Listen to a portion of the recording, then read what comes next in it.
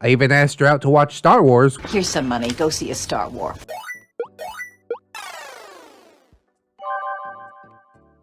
How a group of cosplaying weebs ruined my business meeting. I've been telling this story to many of my friends now for weeks, and one suggested that you guys would love to cringe on this. I've read a lot of the stories here before posting this, and saw that most of them end up with the OP giving the weebs a good burn. Let me just bust your nut right now and tell you in advance that this story does not. And is more of me just venting. I mean, that's okay. I'm not really into like Lifetime movie endings anyways, you know? I can come out of the story frustrated. That's just fine. I don't feel like anything was lost. Anyways, here it goes. I'm an event organizer. I mostly do big anime conventions. I also have different jobs, but this is where most of my income is coming from. I've already been on many conventions, both local and international, so I have a fair amount of exposure to weebs in one of their natural habitats. Fascinating. We only look, we don't touch. Don't go in too close, or you'll scare them off. However, I just shrugged it off as them just being kids, and I still treat them as customers, so long as they don't disturb other con goers, as that's the time that I will give them the boot. Just mid-December of last year, but not actually last year because this story was posted 5 years ago. Old post, but I can't deny my patrons. I was in talks with a manager of a certain international cosplay celebrity to have this individual guest at our summer anime event. Although we've settled to an agreement, she said she wants to fly over to our country, I'm somewhere in Asia, and check the venue out, get a good grip of what hotels they would like booked, etc.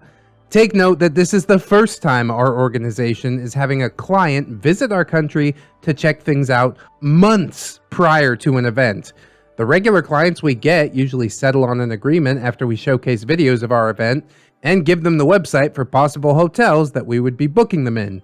Since I never get big clients like this one, at this point I was like, what the fuck?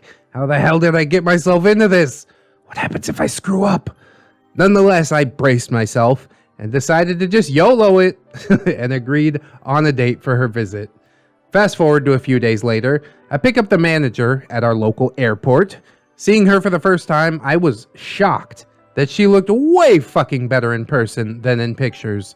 Realizing I'm taking a 9 out of 10 foreigner on a mini tour, I already started shaking early in the game, but I still mustered all the confidence that I have and even loaned some from Satan himself to avoid being awkward and show off as a really hip and rad organizer. Yay, fellow kids. So we went ahead and started the tour. I drove around the city, checking out the venue, showcasing the good stuff. That turned out quite good, and surprisingly, it seems being hip and rad is right up her alley. She really disliked overly formal conversations, and was really engaging when talking about funny stuff. It also feels kinda like a date, minus the cuddling and the sweet talk. Ooh! Get some, OP. Fast forward to 7 p.m.-ish. We just finished touring the last of the hotels in the area. Seeing that we hadn't taken dinner yet, I asked her what she would like to eat. She promptly said she's craving some Japanese food. Since the closest one I know is in the mall a few minutes drive away, we decided to talk about interesting stuff over food and drinks there. After parking my car, we went inside the mall and head over to this Japanese fast food, which is also one of our sponsors. Yeah, Japanese fast food sounds like a terrible idea. It reminds me of gas station sushi. And that never goes well. Well, it didn't go well here either. This is when all the things went downhill. Little did my half-autistic brain know that a cosplay convention is also being held that day in that very mall's event hall, hosted by a different organization.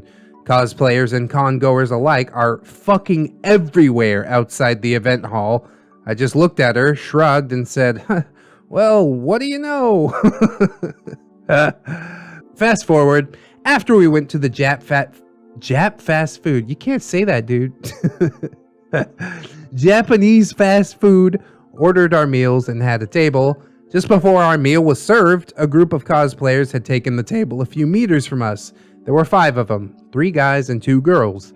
2 of the guys looked nice and decent, and the girls also looked cute in their costumes.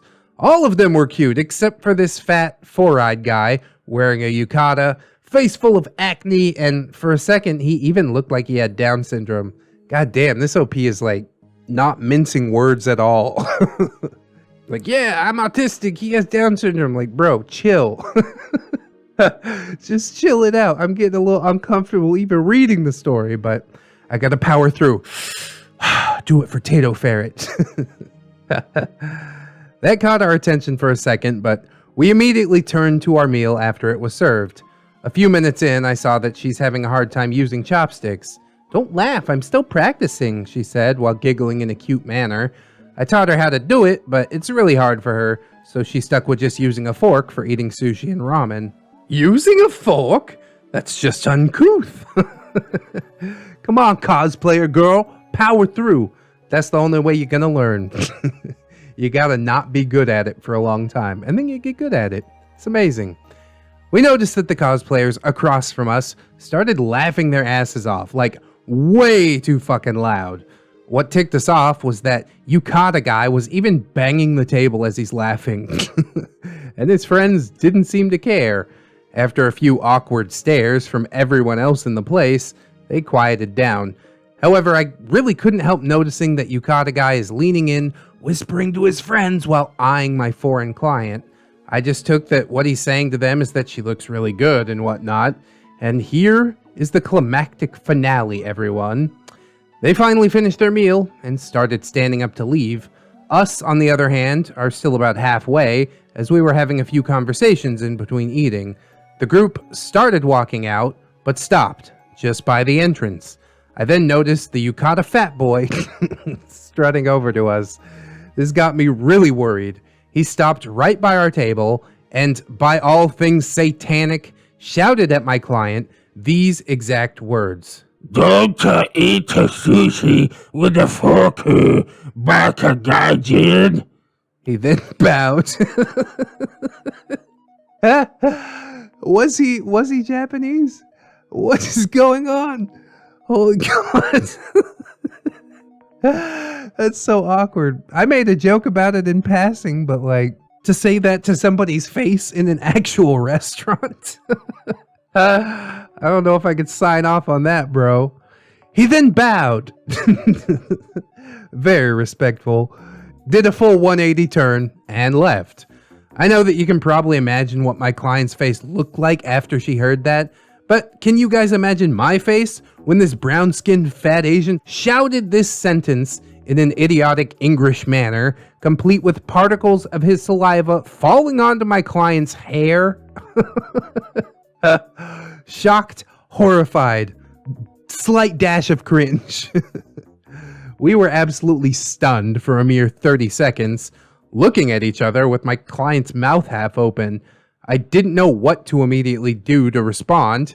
What's running in my mind during that half minute was how the hell was I going to explain to my boss that we just lost our main guest?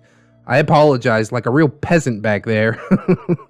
I was so ashamed. And that was probably the most embarrassing shit that will ever happen in my entire lifetime. She, of course, was shocked being treated like that on her first visit to our country. Fortunately, she didn't hold it against me or our event, and she said she knows people like that exist, but didn't imagine that she'd be dealing with one that day. Her cheerfulness was obviously swept away, and I know that idiot really ruined her day. I paid her a visit the next day at her hotel and brought some homemade local delicacies. I even asked her out to watch Star Wars, which she happily accepted. Ooh, look at OP trying to get it, boy! Our celebrity cosplayer is still the main guest on our upcoming summer event. Edit! I already had a few people messaging me guessing who this big shot cosplayer is and what this summer event he or she is attending, but as much as I want to tip you guys off, I want to keep this private, as it also concerns the cosplayer's manager, who was definitely in an embarrassing situation. You guys know how gossip and rumor gets altered every time it gets passed on. If you guys managed to Sherlock Holmes the shit out of my already vague story, kudos, but please keep it to yourself. I don't know how to feel about this one, man. It seems like OP, did a good job overall. He managed to keep a client, which is obviously a pretty important thing, but some of the bombs that he drops in this story are just like, oh, make him sound like an absolute jerk himself. Like fat, brown-skinned Asian. Like, couldn't you just call him a fat fucker? Is brown-skinned and Asian really necessary? I don't think so. The guy that's telling that cosplayer to her face not to use a fork is really a scumbag too, but unfortunately part of me agrees somewhat, when in Rome. The only reason I learned to use chopsticks is because I sucked at it for a decade, and I still suck at it, but it is operational at the very least. I could pick up some rice with them, but at the end of the day, yeah, that's my personal opinion, my personal choice. I wouldn't actively assault somebody in a restaurant. Oh, I wonder if they were actually in Japan and this guy was speaking with like a broken Japanese accent because that's the only way he could speak, or if they were in like the Philippines or something where the dude probably speaks English pretty good and is just trying to make fun of Japanese people in general, and also the cosplayer who doesn't seem to be Japanese. Oh man, it's just a mess. This whole story is awful. I hated it. Thanks, I hate it. I guess I'll have to see how he acts in the next story to really pass my judgment.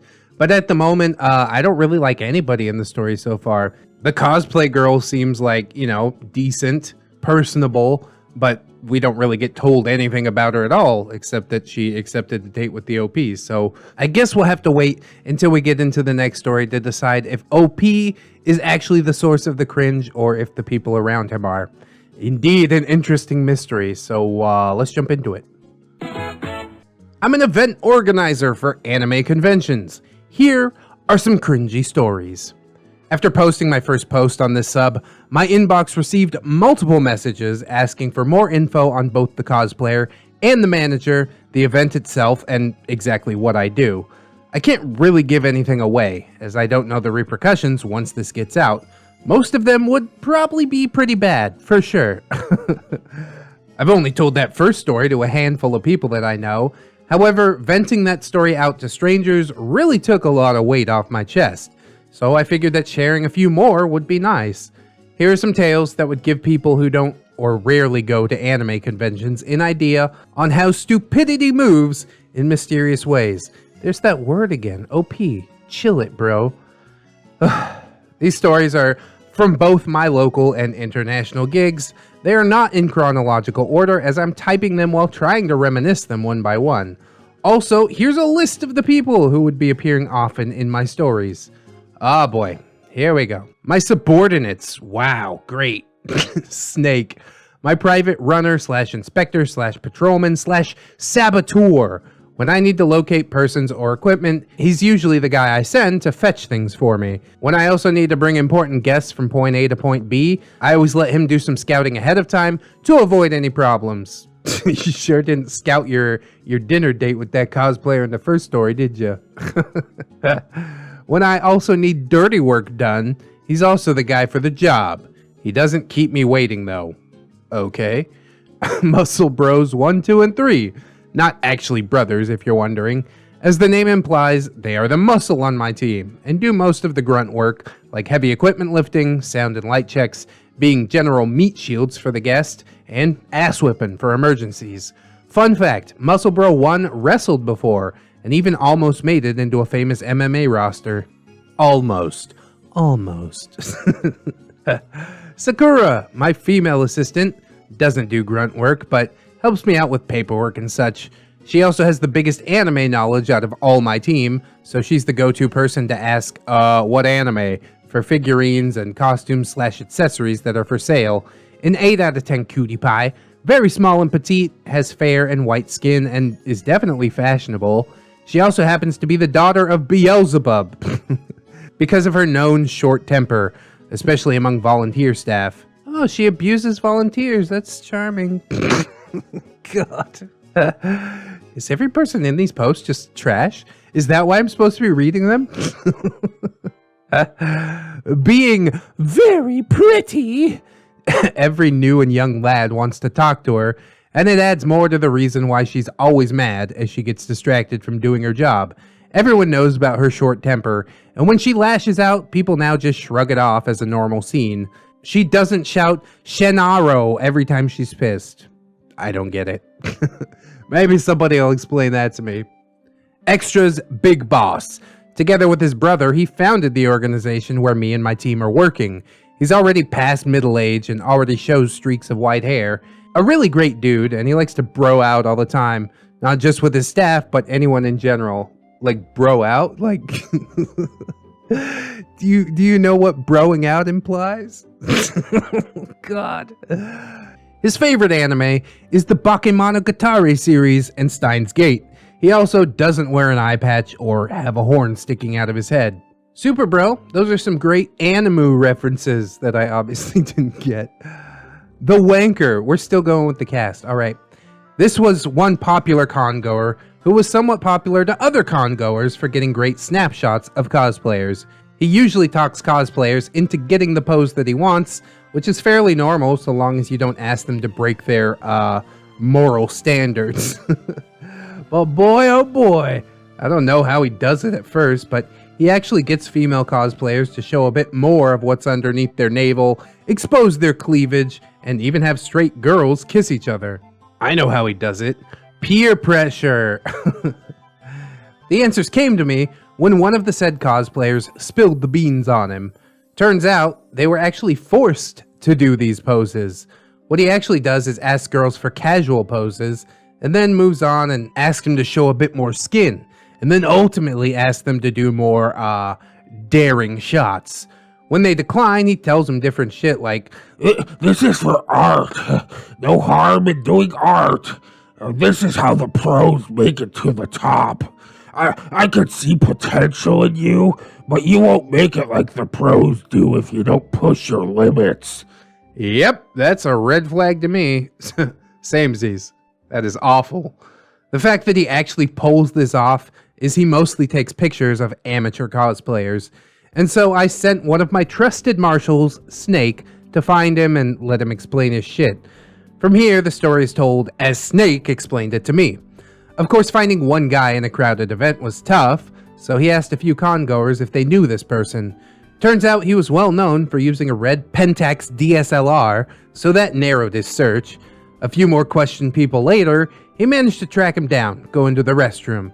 He saw him get into a cubicle, so he decided to wait by the door and let him do his business. Well, that's just a breach of the social contract, isn't it? What are you doing? Minutes passed, and he figured, this person's taking too long inside, even for someone who may be taking a huge dump. He then went inside the next cubicle and noticed the guy's shadow on the gap below doing some very quick, repetitive movements. He then went back out and shouted, "Hey, wanker, are you in there?" No response. The shadow beneath the gap didn't stop either. "I'm a staff member and I need to talk to you for a minute." Still no response, so Snake knocks on the door. "Are you hearing me? I said I need to talk to you." This is so out of line, bro. Why couldn't this wait? Let him clear his mind after he clears his seminal vesicles or whatever. Oh, we can have this conversation once you're done, alright? Snake decided that something was wrong. And although he knows he's gonna break this guy's privacy, he decided, in all his wisdom, to put both hands on top of the cubicle door, and he pulled himself up to take a little peek. And there he is, looking at his camera in one hand and jerking his dick off with the other. He has earphones on, so he was oblivious of Snake shouting earlier. At this point, Snake didn't flinch or laugh, yet, but he decided to pull himself higher, so his head blocked the light and caused his shadow to draw over the tile floor inside the cubicle. This got the dick fiddler's attention. Fiddling. In which Snake gave in and shouted at the top of his lungs, "We got a wanker here!" The whole cubicle rattled with the guy trying to pull his pants up as quick as he could. Grabbing his things, and he ended up bailing the scene. A lot of guys were in there. Restrooms are commonly packed during anime conventions, even for guys, and saw his face. Fast forward, security managed to catch him. We went through his pictures, and there were close to 1,000 pictures of different cosplayers. The creepy part is that after he takes one picture of a lewdly posed cosplayer, his next shots were only framed at nothing but their tits, crotches, or bums. We had his camera's memory wiped, and we blacklisted the wanker. He was also fucking roasted online that day, so I don't even know how he's gonna show his face in public anywhere after that. During a private debriefing, Snake told me his exploits on how he tracked down the wanker. Yep, we even gave him a title, up to his bust in the restroom. I mean, there was no bust. You basically interrupted that part. But what he said next had me laughing like a damn turkey. On this day, the wanker received a grim reminder that you don't casually jerk off in public restrooms. Damn, dude, this is like some major creep vibes, isn't it? This guy should have been drawn and quartered. No question about it. I mean, there are some creeps at anime conventions, I'm absolutely sure of that. But it's not really the ones that'll come out and be creepy. It's the covert creeps that you gotta worry about, that use their little manipulation tactics to get pictures of your titties and then run off into the bathroom to jerk it. That is so over the top. But I have no doubt in my mind that it's 100% true. Honestly, I don't think that this dude should have, like, leaped over the top of the cubicle and all that crap. But I guess the only way to really prove him guilty was to catch him in the act. So, again, the OP seems kind of like an asshole, but once again, the creep is even more so. So, two wrongs don't really make a right, you know what I mean? It's a cringy story all around, if you want my honest opinion. But he shoved two stories into one post, so we're going to finish the post out, and then I will give my final judgments. You don't talk shit about my waifu. You know how this mini-story's title is a common phrase on the internet that's taken as a joke? You will be shocked that this also causes huge problems in real life. It was at the peak of the event, where the crowd capacity is almost at its limit. Me and Sakura are minding our own business in our own booth when a volunteer staff member rushed our booth. "Sir, I think a fight's about to happen." Sakura then lashes out at the volunteer, asking why he's here and not stopping the fight from happening. "Okay, where's this happening?" I asked, and he said, "It's by the booth over at the end of the hall." I radio Snake to check it out for me, but he didn't answer, which was odd since I remember he was just strolling around the hall at that time. I decided to check the booth myself and see what was happening. Upon arrival, Snake was already at the scene. I guess he had a spider sense for these kinds of things. He the real MVP. As you can see, a con-goer wearing a QB hat, pointing his fingers at the booth vendor while spouting something along the lines of, Tell me one more time that you don't have it. One more time, and I'll throw you off the top of Tokyo Tower. I dare you. Lol, we're not even in Japan. Snake was about to jump in, but I decided for us to just stand by for a second and see how this plays out. How are you even at this event? Who let you be the vendor here? That would be me, fuckface. Sir, please calm down. You're already disturbing other customers. The vendor's still pretty chill at this point. I'm impressed. Am I not a customer? I came all the way here to buy your stuff, and you're telling me that you don't sell it? Are you joking me? We sell various characters here from the anime that you like. I'm sure you'd find something better than... Did you just talk shit about my waifu, old man? Oh boy, here we go. He asked the vendor to repeat what he had said, and the vendor did. This idiot then slugged the poor old-timer once in the jaw, screaming, You don't talk about my waifu! Well, time to bring this fucker down. Me, Snake, and other bystanders hold him off from getting another shot at the vendor, but he's pulling all of the products off the stands and just scattering them around as we drag him away. I then radio Muscle Bro 1, and he came rushing in like a freight train. This is the first time I've seen Muscle Bro 1 use his muscles to bring justice down on someone, as I witness him manhandle the assailant and zip tie his hands behind his back. But that didn't stop him from trying to wreak havoc, so he zip tied his feet too. Watching the dude squirm like a worm was admittedly pretty fun. Bagged and tagged! Muscle Bro 1 and Snake kicked the dude out immediately, and yet another name is added to the blacklist. Here's the shocking and more cringy reveal. The old timer was selling Dakimakuras, and was at the time the only booth that was selling one. And then the guy went to his booth, asked for a specific Madoka Dakimakura, and even showed a picture of it. The picture he showed was a half-naked Madoka touching herself. Like all the vendors at our events, we permitted him to only sell safe-for-work material.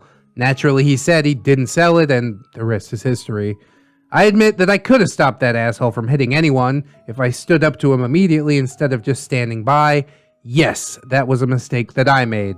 I was going to point it out. It's good that you pointed it out, OP. You might be terrible at your job, but at least you acknowledge it. I apologized to the vendor after that fiasco, but he said that the punch he got was worth it after he saw Muscle Bro 1 folding that weeb like a blanket without effort. He and I are also now pretty tight, and he's still attending our events as a vendor for Dakimakuras. I think I'll cut it short here so I don't make the post too long. I'm sorry if these stories might not be the weeaboo gems like most other stories I've been reading here, but again, I just want to share these things from my line of work in order for me to vent it on out.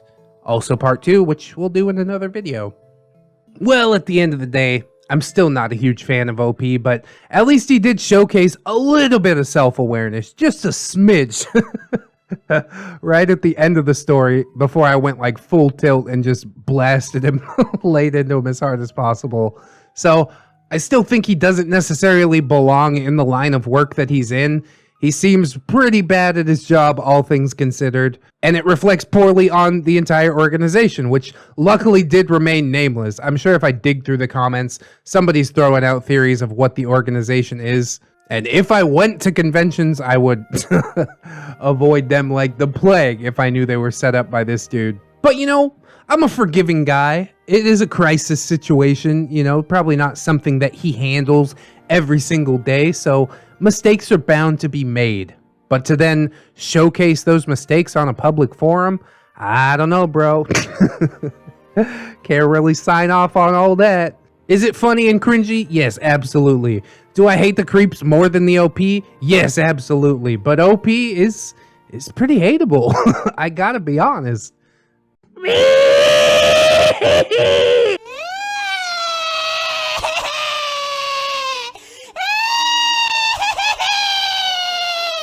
I'm an event organizer for anime conventions, part 2. Here are some more stories. Here's the next set of short, crazy stories. You can check the previous one here, or, you know, that link in the description if you want to hear ReddX read it.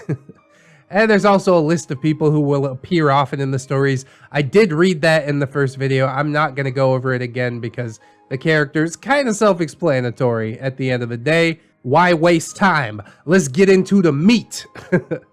Snake sorta cosplayed. There was this one Gasai cosplayer who literally stuck to character. But before we start the story, let us first rate her appearance as Yuno. Black hanging dress with frills. Okay, check. Pink hair and red eyes. Indeed, check. A bit of blood splatter on the face for added effect. Yeah, check. A murder weapon. Okay, well, actual murder weapons weren't allowed at the convention. Duh. But she does have a butter knife, so I'm still gonna check on that one.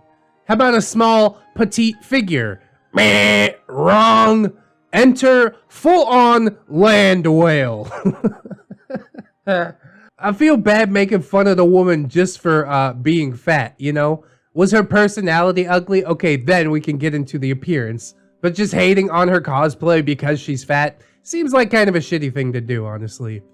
The amount of fatness this girl has will even surprise you for the fact that she could even stand up and walk. God damn. OP coming at her hard. So now that that's out of the way, let's start. This part is, again, from how Snake retold the story to me. So there was this one guy cosplaying as Tatsuya Shiba, and not being a homo, I really thought that this guy was fortunately good looking when I first saw him. Snake told me that whenever he saw a huge crowd of women balling up during his patrolling, he would go up and see that this Tatsuya cosplayer was at the center every time. Countless girls were asking for pictures, and at some point, even started a quarrel between groups of girls, which was easily diffused by Snake. Anyways, fast forward to 8 p.m.-ish. The event is nearly at its end, and the hall now has fewer people. According to Tatsuya Guy, he was chilling with his friends, eating some snacks, when Yuno Gasai came to their table. Only a second after she appeared, the freak show immediately started.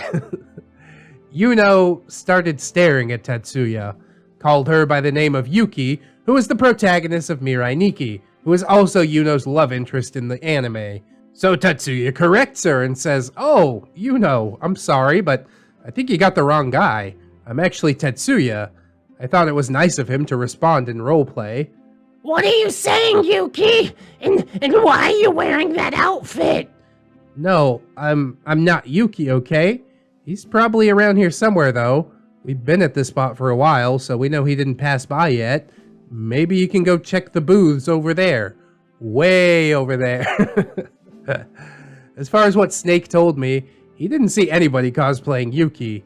You know I hate when you lie to me, Yuki. Yuno then shows Tatsuya and his friends the butter knife. They admitted that they actually laughed at her actions, and kindly told her that she was funny. Why would you lie to me? While screeching, Yuno then swung her butter knife at the group. At this point, Tatsuya and company are now doubting this land whale's sanity. One person in the group started to apologize. "Okay, sorry. We didn't mean to offend you by laughing. Just put that away. You don't know who you might hurt with that thing." I'm talking to Yuki! Stop calling me Yuki. Alright, I take it all back. We can make fun of this girl because she's fat and not responding to social cues and making everybody else uncomfortable. Really, the fact that she's fat at all is kind of just a sideline comment, isn't it? Eventually, Tatsuya got a bit mad and raised his voice to Yuno. He said that he did that to subtly tell her that the situation was not funny anymore and that she should drop the act. However, this resulted in the land whale dropping to the ground and crying at an incredibly high pitch. Other vendors even heard her bawling from a few booths away. Being a normal, sane person, Tatsuya then immediately stood up and tried to help the land whale stand up. Wrong move. You're not Yuki! Yuno scratched his wrist with the butter knife. It wasn't deep, but it was enough for some blood to drip. At this point, Tatsuya dropped onto the floor. Yuki will never shout at me! Yuki loves me! Yuno then went to trap him by getting on top of him and just letting gravity do the rest. Tatsuya's friends started panicking and tried to get her off of him, but Yuno gave another swing of her butter knife and they immediately backed off a few meters. She continued doing her delusional Yuki dialogue with the poor, scared Tatsuya. Although it's just a fucking butter knife, I think that they were actually scared shitless by this pink-haired nut job, as they said that that was their first encounter with the crazy. Yeah, that's big crazy to encounter for your first time. What happened next came like a surprise to them. Yuno, stop! They all turned to who had called the land whale. It was fucking Snake, wearing a beanie just like Yuki, who was the character that Yuno had mistaken Tatsuya for. Leave the guy alone and come with me. Let's talk for a minute. Coincidentally, Snake always wears a jacket, although it is black, unlike Yuki's orange jacket. He also doesn't wear beanies, but he borrowed one from another staff member because the event hall gets colder once the crowd starts to trim down.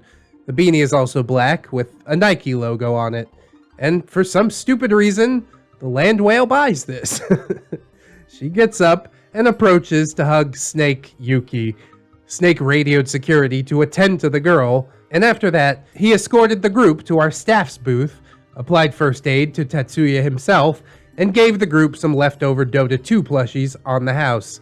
Hey, sweet.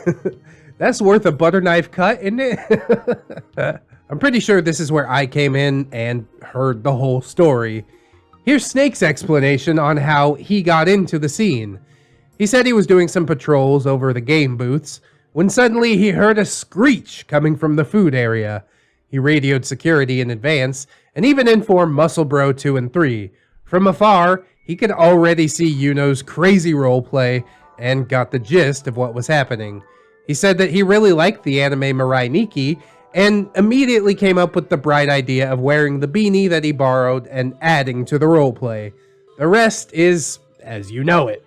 No charges were pressed on the Yuno Gasai cosplayer, for some reason, but we got her information and added her to the blacklist. Well, that's some sort of victory, I suppose. Nobody else is gonna get cut with a butter knife today. Butter knives are now also banned. That is so weird, dude. She got way into this roleplay to a dangerous degree. What the hell? Goes to show, even weebs can be scary, I suppose. Sakura's despair. Our next story. I actually commented on an early and minor plot twist on my previous post, and I figured I'd put it here so everyone can see. Despite being the daughter of Beelzebub, known for her temper, Sakura is an 8 out of 10 cutie. She is very petite and small, has fair and white skin, and is definitely fashionable. The reason that she's mad almost all the time is that every young lad in the staff wants to talk to her, and it pisses her off as she gets distracted from, doing her job. Everyone knows about her temper, and when she lashes out, people just shrug it off as a normal scene. And now, on to the story. This happened on a Vocaloid event that I was at, and it was pretty fresh. It was not a major event, and only had a decent-sized hall as a venue. For a con this small, there were a lot of booths though. From costume shops, expensive photo booths, figurine stores, different minor activity areas, a stage for major activities like Battle of the Bands and a dance contest, and finally a game booth for Project Diva on 3 PlayStation 3s. This story focuses on that game booth. The booth didn't have a sponsor, and was purely made by us event staff. The consoles, LED TVs, stereos, and couches all came from us. We even had to hire a really well-known cosplayer to showcase the booth and invite everyone in the area. Here's the important part. This whole endeavor is Sakura's brainchild. Sakura was a huge Vocaloid fan, and a good Project Diva player on top of that, so she suggested this 2 months before the actual event, and proposed to donate stuff to make it all possible. Seeing the profit on this, our big boss gave it a go. Since this was Sakura's idea, she was assigned to manage the booth and split off from my team, as I was handling a larger portion of the event. It seemed a good idea to me, so that she could actually grow independent of her job. I donated 2 of my couches, a TV, my old PlayStation 3, and an extra controller. Sakura pretty much provided everything else. 2 of her PlayStation 3s, 2 of her TVs, her house's very expensive sound system, another couch, posters and stuffed toys for decor, and even hired her pro cosplayer friend so she could help gather a crowd for this booth. Well, goddamn, sounds like Big Boss is getting the good end of this deal, doesn't it? Yeah, you're my worker, but you can provide all the stuff for the booth that was your idea that will somehow make this convention a success. And all the boss got to do is kick back and say, yeah, that sounds fine. God damn, management is worthless. I had Muscle Bros 2 and 3 help her make the booth fully operational the night before the event. After everything was set up, you could just see the glimmer in her eyes. Snake told me that he even saw that she went to the event volunteers, started a great conversation about Vocaloid, and asked if she could get more people to manage her booth the next day, which was a shocker for all of us that were on the team. Fast forward to the second day of the event, and all is great for Sakura's booth. Her first day was really successful, and she earned a ridiculous amount of dough, although all that dough probably didn't go to her. Big Boss is like, heh heh heh, rubbing hands greedily. Day 2 started just about the same for Sakura's booth.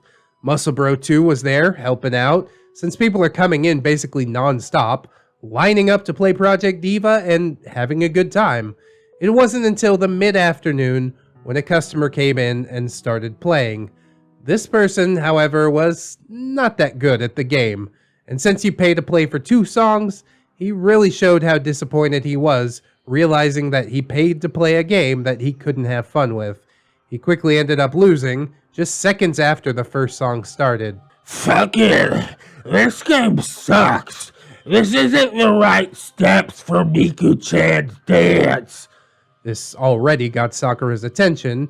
Do you have other Miku games here? This game is hard! He rudely asked Sakura, who was already pissed after hearing his banter about the game earlier, but she kept a decent face and politely responded, "Sorry, sir, but we only have Project Diva here. You know what? Why don't you try the easier songs and start practicing there? We'll give you an extra song to make up for it." The guy took the offer and started a song with lower difficulty. Sakura stayed and sat beside him and decided to help him and give him some tips. You know how neckbeards are with women giving them tips on anything. So of course he says, "Fuck off! I know that!" Muscle Bro 2 heard this, but Sakura told him, "It's fine." I can't imagine anyone telling Sakura to shut the fuck up, but she said she managed to maintain composure even at that point. Sakura kept her silence and just watched the player struggle to hit the notes during the song. Sakura mentioned that he clenched his teeth and gives out a loud and long "Argh!" every time he misses a note, and the growl progresses and grows louder the more that he misses. This got her worried. The moment he missed his last note and got the failure screen, the player stood up and did what would be one of Sakura's later traumas. He threw the controller at the screen with great force, rendering it completely broken. Could have saw that one coming. He stomped the console on the floor, picked it up, and threw it at another TV. The 2 TVs and the console were both Sakura's. The controller was mine, and it somehow miraculously survived. Muscle Bro 2 apprehended and stopped the asshole, but the damage had already been done. Sakura was shocked the moment that the guy threw the controller at the screen. She didn't manage to stop him and just had to watch him wreak havoc right in front of her. She didn't end up getting hurt though, luckily. Muscle Bro 2 radioed security, and Snake got there a minute earlier as he was just near the booth doing his patrols. What Snake and Muscle Bro 2 witnessed next was completely etched into their brains forever. The Sakura, who was always headstrong, was crying. Hard. Like a little girl. God damn, dude, that does suck though. All she wanted to do was do something nice, have a successful event, and this fucking asshole ruined her personal property. You think Big Boss is gonna reimburse all that shit? Cause I don't. You think the Neckbeard's gonna reimburse any of that? Cause I don't. I would cry too, honestly. I feel super bad for her at this point. I never saw this myself, but the way that Snake and Muscle Bro 2 explained it to me had me really worried. She never calmed down for about a half an hour and just continued crying, which made them call her boyfriend, who rushed to the scene another half an hour later while Sakura was still crying. Snake told her boyfriend that they got the booth under control and that she could take the day off. When word got to me, I already had my hands full of work, and I assumed that Snake and Muscle Bro 2 had gotten it handled, although I did find it really odd that Sakura went home early and left the work to them. They didn't mention anything about Sakura crying. I got the full details of the story from Snake and Muscle Bro 2 after the event, when I got into the game booth to check on things. The big boss of our organization is the one who pressed charges against that asshole that wrecked Sakura's booth. Big Boss, being the good guy that he is, explained to the police that since Sakura was on his payroll, everything that Sakura lent for the booth was technically considered the event's equipment, at least for the period of the event. With that, the police didn't just have the guy pay the damages, but also gave him jail time on top of it. Boss never told us for how long, though. So what, she got like some insurance money to reimburse her for all this shit? Or does she have to rely on this like weird neckbeard to cough up the dough? Because even if people get convicted in court, it doesn't mean they're necessarily going to magically come up with the money. I still feel really bad for her, honestly. Taken advantage of by the boss and the neckbeard because she was too pure for this world. We must protect Sakura at all costs. The asshole was also blacklisted, just so I get that out there. Sakura now has issues lending expensive stuff like her phone and her DS to strangers. Next batch of stories should be coming up, and thank you for the warm responses and kind messages.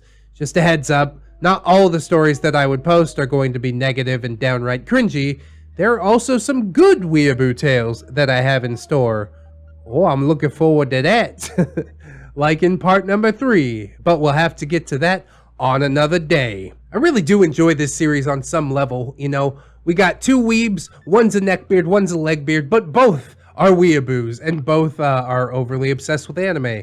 Both are breaking other people's things, whether that be the skin on their arm with a butter knife, or smashing a PlayStation and throwing it into a TV, which I'll let you decide which one of those is worse. It is an absolute mess. Both of these people obviously way too ensconced with their anime obsession that they've completely lost their grip on reality. It's sad to see, but I can't look away. It's like a train wreck. Did I hear somebody say weeaboo? I'm an event organizer for anime conventions, part number 3, The Prophet. I'm back again with another story, but this time it's just gonna be one long tale. So before we get started, I just wanted you guys to know that I showed my team my earlier posts, and so far, they don't really mind being in an internet story. How about a YouTube video? At least as long as I keep making my stories vague. Also, they really had a good time reading all your comments, including Sakura, who even received some hate from a few of you guys. A bad take, if I do recall. She didn't mind any of that, however, but she did blame me for writing poorly about her description. I was recently talking to them and reminiscing of the weeb encounters we've had over the years, and Sakura immediately reminded me of this one. Please bear in mind that this story is a bit special for me and my team. Sounds like a good place to come back in on, I guess. Before the story starts, you can check the previous ones in the description, as I said. If this is the first time you're reading this post, also, here's a list of the people who will be appearing in my stories. We'll go ahead and throw that up on the screen, but I've already read it before in previous posts, even if the audio is a little bit crunchy there. So yes, The Prophet. I think this story is already a giveaway, and some people would easily guess where this happened, and if you do, please don't be that guy, and just keep it to yourself. At this one really huge and major convention, there was this one lady who my team dubbed as The Prophet. As to why? Well, it's mainly because she goes every time to this specific convention where lots of con-goers, both local and foreign alike, go to.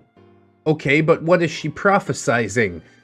She looks very decent, I'd say like a 6.5 out of 10, and usually wears a conservative dress.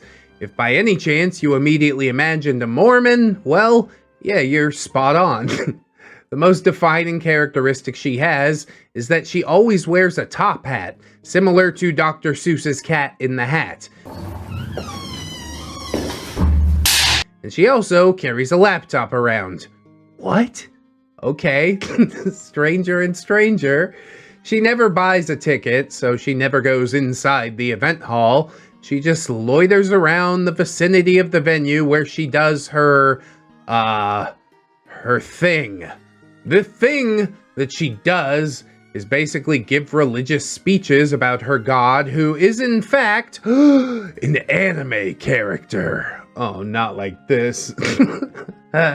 Here are some of her philosophical and religious lines. Anime God is always watching over us. She sees everything we do. For this reason alone, we must avoid doing unnecessary evil, for this deeply saddens Anime God. Okay, well, I guess Anime God is watching me jerk it then. Anime God feels our pain, the world's suffering, and is in a constant battle to keep our dimension from being savaged by otherworldly beings. Okay, so Anime God's in a fatal four-way match with Cthulhu, the flying spaghetti monster, and John Cena. I think John Cena has the advantage. Nobody could see him. And his name is John Cena! She's our salvation, our mighty protector. Her light reaches every heart and punishes whoever dares block it and unleashes her wrath upon them. Okay, I guess Anime God and Satan are kind of tight then. I mean, whatever your reason for not doing bad things, I guess hang on to that. I wonder if she's actually converted anybody in this way. Terrifying thought. Now, I don't really go around and ridicule other people's beliefs, but I admit that I actually made fun of the prophet the first time that I heard her. I mean, it is pretty ludicrous. Anyways, she goes around and spreads Anime God's teaching all over outside of the venue in a moderately loud voice. Whenever her throat gets tired, she uses her laptop instead. She holds it with the screen facing away from her and plays a montage of the anime character, complete with music and a record of her speeches on top of it. That's one way to do it. Being a girl, she's also a very easy target for bullies. There are times when people shout at her or tell her to screw off, call her a freak, and make fun of her. When this happens, she just apologizes to them and goes to a different spot to preach. Oh, so she's like super respectful. Okay, I could totally get behind that. You leave this girl alone. Going back to my team, we usually check in hotels near the venue during a con, but there are also times that we just camp indoors inside of the event hall and sleep in the staff booth. What a savings. The first time my team encountered the Prophet, I remember it was a time that we were camping indoors. It was also back in the day when the anime of her, quote, God was still in the mainstream. Inuyasha, is that you? It was the night before the event, and my team just finished setting out our sleeping bags. Snake, Sakura, and Muscle Bro 3 went outside to have a smoke before going to sleep. Now, for those of you who might not know, with an event as big as the one we are handling, some con-goers tend to camp outside the venue the night before the event starts. They line up early in front of the entrance and set up the camps there. Well, it's your life, live it how you want, I guess. Snake, Sakura, and Muscle Bro 3 went to the spot where there were benches to smoke and chill out. A few benches away, Muscle Bro 3 noticed a lone girl, wearing a striped top hat and wrapped in a blanket, who was trying to sleep while sitting straight up. Muscle Bro 3 approached the girl. Hey miss, you really shouldn't be sleeping here. Didn't your friends bring a tent or something? No, I'm here by myself. Well, you could freeze here, you know? It's okay. Anime God's love is enough to warm me. What? No, alright. I know that sounds bad. Oh boy. It does beg a question, but I think the right thing to do is say, okay, cool, and back away. Muscle Bro 3 is into a lot of video games, but not really into anime, so he didn't understand the reference. Neither did I, because I also prefer gaming to anime. Nonetheless, he tried to persuade the girl to at least move closer to where the campers were, but she declined. Realizing that he couldn't really do anything, he just went back to where Snake and Sakura were and decided to go back inside and sleep. On the way back, Sakura asked what the deal is with that girl. I don't know. She said she's got Anime God to take care of her. Probably a friend. Sakura immediately understood who this anime god the girl is referring to was, and picked up quickly that she got it from that particular anime, which was very popular at the time. I heard their story after they came back, but I basically shrugged it off. Fast forward to the morning, 1 hour before the event, Muscle Bro 3 and Snake were on duty for crowd control outside. A lot of people are already there, and the campers are now frontlining the line to the entrance. Muscle Bro 3 was stationed at the other end of the line, while Snake was up by the entrance. It was then that Muscle Bro 3 saw the Prophet in action, giving her religious speech while the con-goers on the line just basically ignored her. Hearing her say Anime God's name together with the picture of her laptop screen, Muscle Bro 3 pieced the puzzle together and figured that she is legitimately a nut job praising an anime character. I really wish this is the first time that we'd seen something like that. But it happens more often than you think. By protocol, Muscle Bro 3 is only allowed to stop people who are causing trouble to others. But seeing her just being ignored, okay, he decided to just let her be. He radioed Snake and had him hear some of her speeches, to which Snake responded, "If she's not bothering anyone, then just let her be."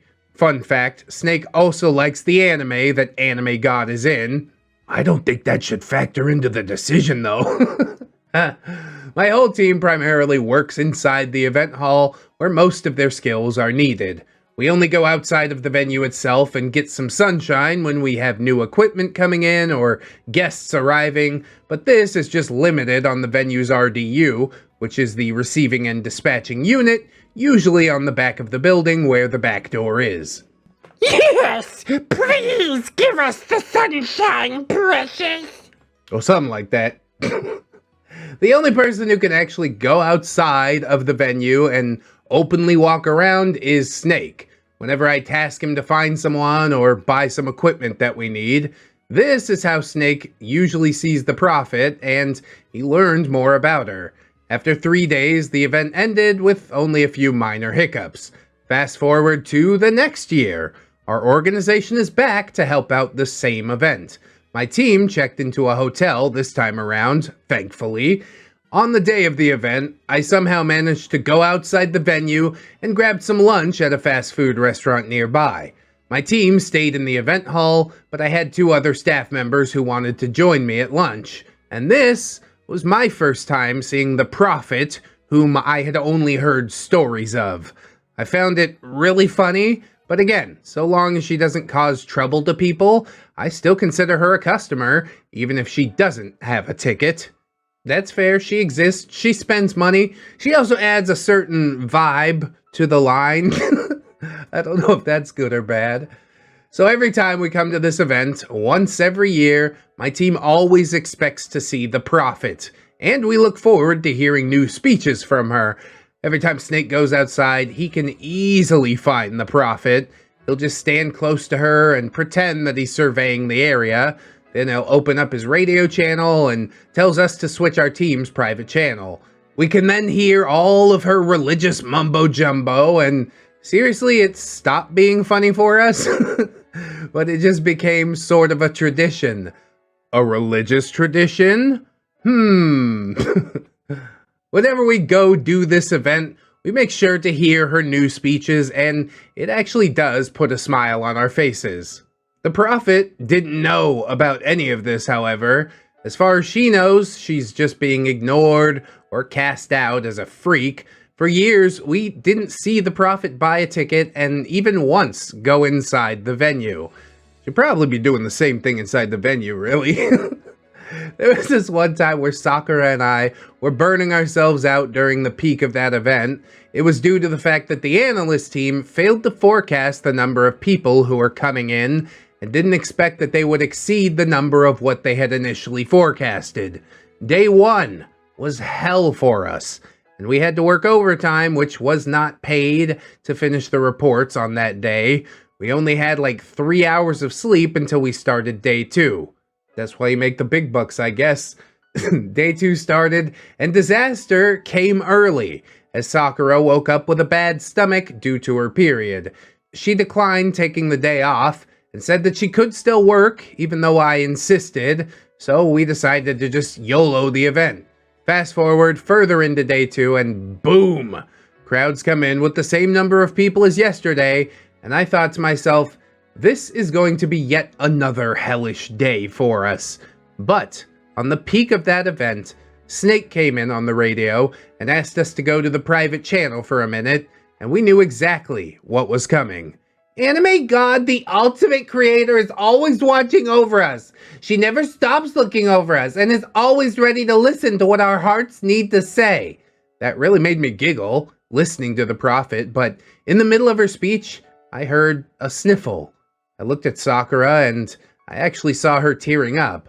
I didn't know why at first, but she said, "I'm just really tired right now.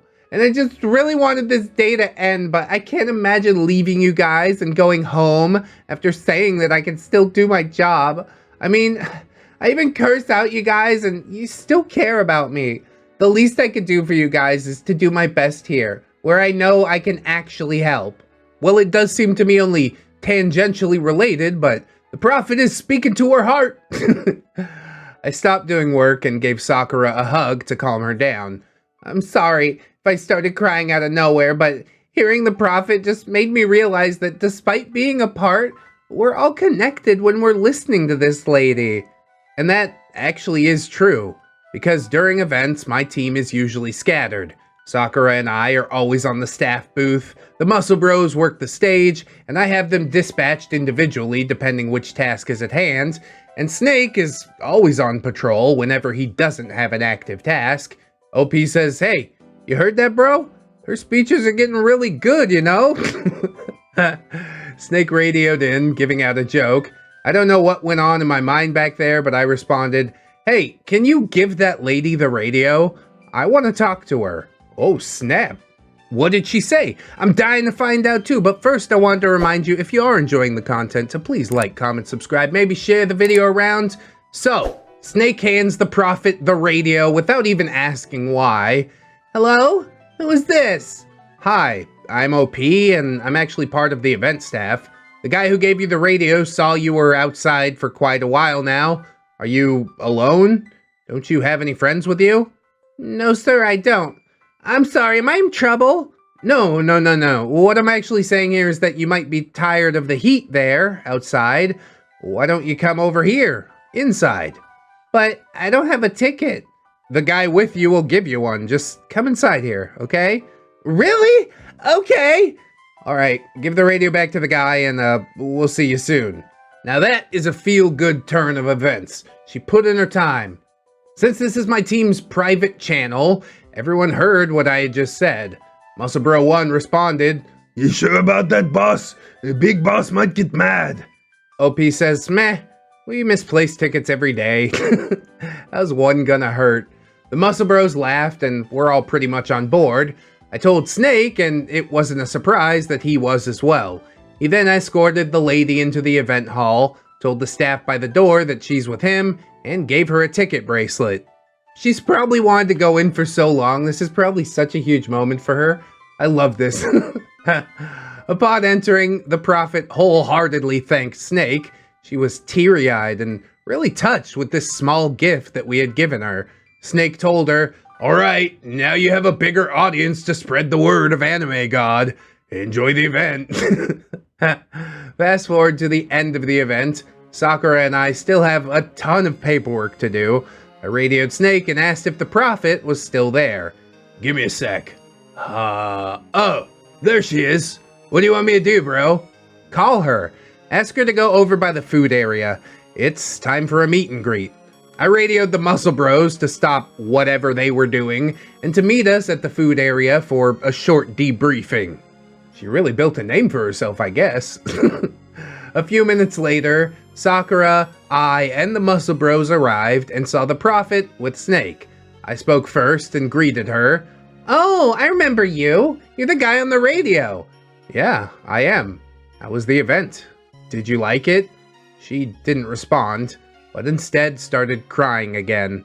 Oh man. ReddX's heart grew 3 sizes this day. It's a really feel-good story, man. The prophet was really thankful for being let inside the event. She said that she doesn't have money to buy a ticket every year and that Her budget for the trip to the event, including her meals, was already a stretch. She never actually expected that she would go inside and experience what the event felt like for everyone else. My team then grabbed a table and ordered some food. We started talking to her and introduced ourselves one by one.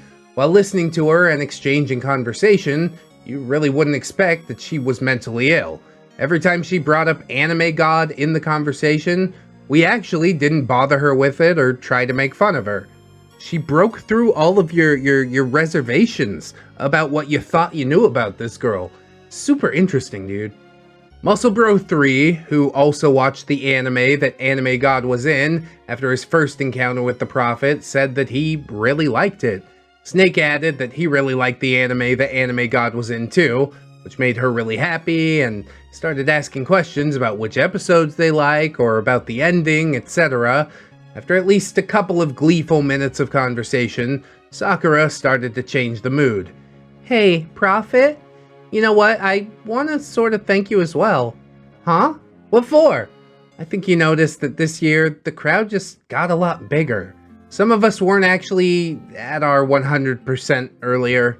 You might not know it, but our job can be really freaking stressful, especially with a crowd like yesterday and earlier. I don't know how to say it, but you actually did help me getting to my 100% earlier. I can't say exactly how you did that, but I wanted to say thanks. I hope you can continue visiting our event.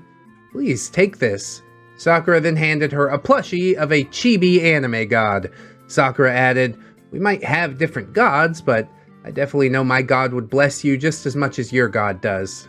God, what a moment. I love everything about this story. I thought I was gonna get some cringe. No, I got some real feel-good moments right now. The Prophet hugged Sakura and cried again, explaining again how thankful she was and that she couldn't believe that people like us existed. To tell you the truth, even I actually had tears welling up in my eyes at that time. No shame in crying, bro. Before we parted ways, we took a group picture on her laptop.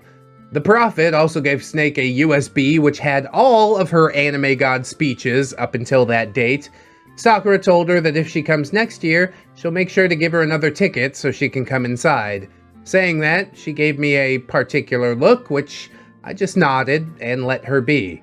During the time of this post, it's been 9 years since we first saw the Prophet, and as of now, she is now just a regular person who likes anime. And alcohol. Yeah, she likes alcohol. From religious figure to party animal. Different strokes, I guess. Snake still has her USB, and although he doesn't really use it, he keeps it inside of his bag, and considers it like a good luck charm from a magical prophet. Sakura, Muscle Bro 3, and Snake eventually exchanged numbers with the Prophet, and became good friends that meet up from time to time to drink. What else? Maybe you guys could watch the anime. Bro, what if we watch the anime while drinking? This is the Prophet's story, and on behalf of my team and the ex-Prophet herself, we hope that you enjoyed this one. Just want to clear some things out. Most of these stories are retellings, mostly from Snake. That guy always gets the action, and I only end up getting involved at the end when things get escalated to me, and I have to deal with the paperwork for it, you know, blacklisting, equipment damage, etc. I'm paraphrasing a whole lot in the dialogue, and yeah, some of it's just made up. I did that so I could make the story more interesting and hopefully give a good laugh to whoever reads it. There are times that I say, this is exactly what he or she said, which, in that case, it actually is what they said. I don't necessarily think a bit of creative liberty is a bad thing. Entertainment first, realism a distant second, however you get us from point A to point B, that's okay. We don't need to have confession in the post. If you find that these stories seem too good to be real, I have no intention of forcing you to believe me. Too good to be real. Yeah, I don't know if I'd go that far. I can't deliver pictures or give out credible information to gain further proof that this stuff that I'm sharing is real. If you want to call BS, that's fine. I won't try and painstakingly explain myself on the internet. That's exactly what you're doing right now, dude. You had me looped in for so long until the end. He just spills all this stuff out. Just let it rest. We could have ended it without any of the last 4 paragraphs, but okay. I want to share these stories so people can get sort of an idea of how just a pinch of craziness can affect such a public event. All this time, these stories have stayed within my team, other staff, a few close friends of mine outside of the organization.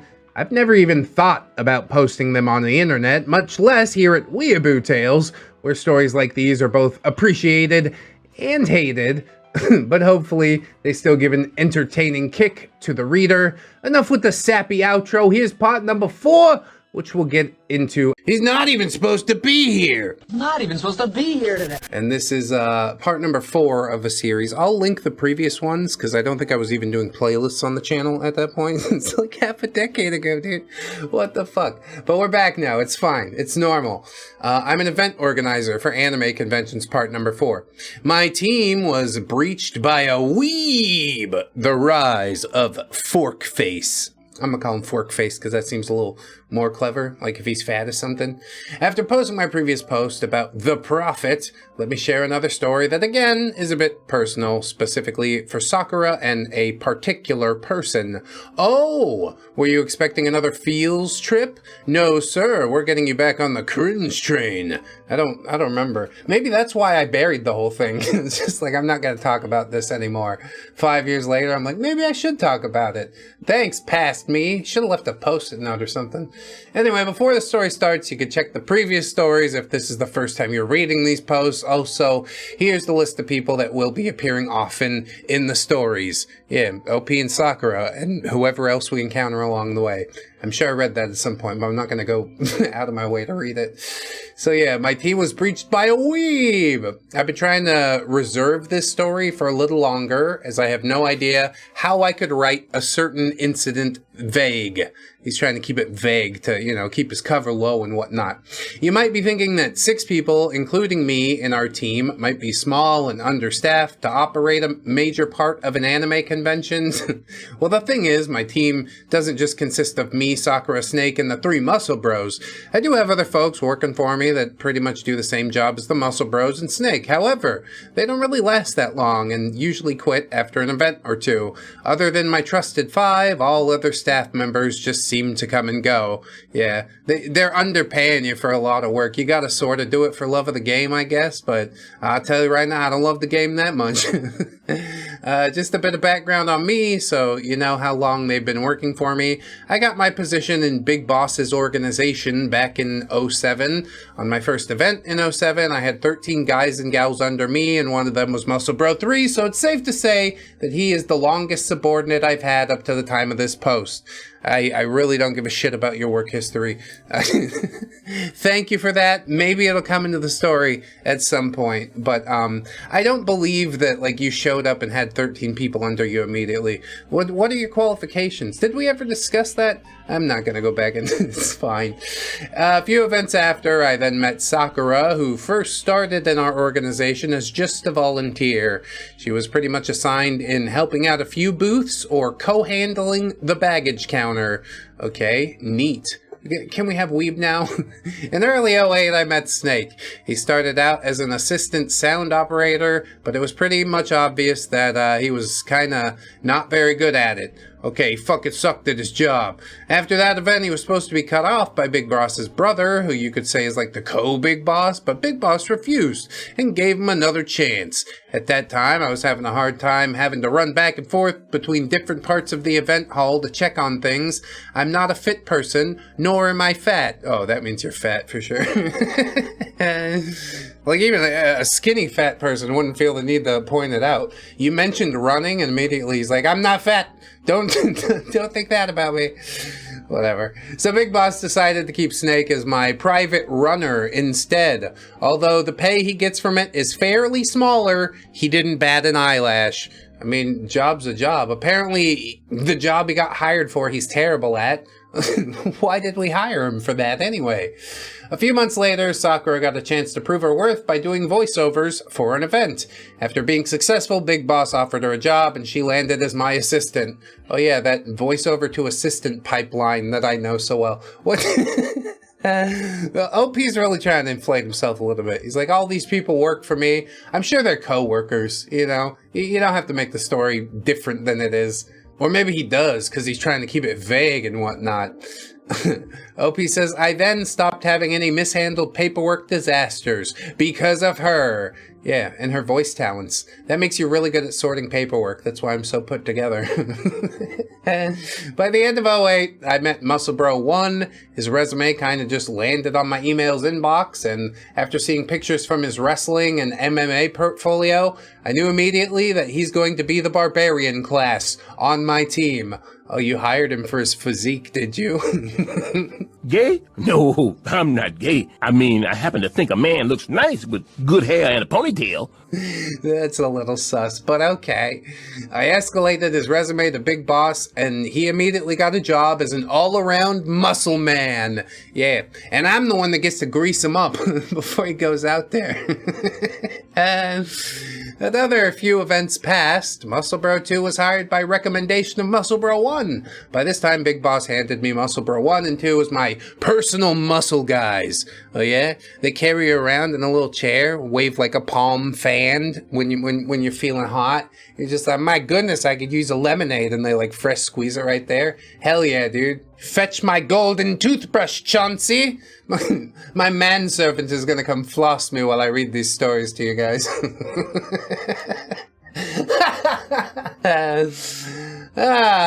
Yeah, so there's all the backstory. I'm glad we didn't go read the fucking cast list on the other thing, I'll tell you that much. He's like, let me tell you how I started with all these guys. Okay, well now we covered all the guys. Now we don't need to worry about anything anymore. So yeah, and from there, us six were pretty much inseparable and became really great buddies. Yeah, I'm buddies with my subordinates. I'm a cool boss. I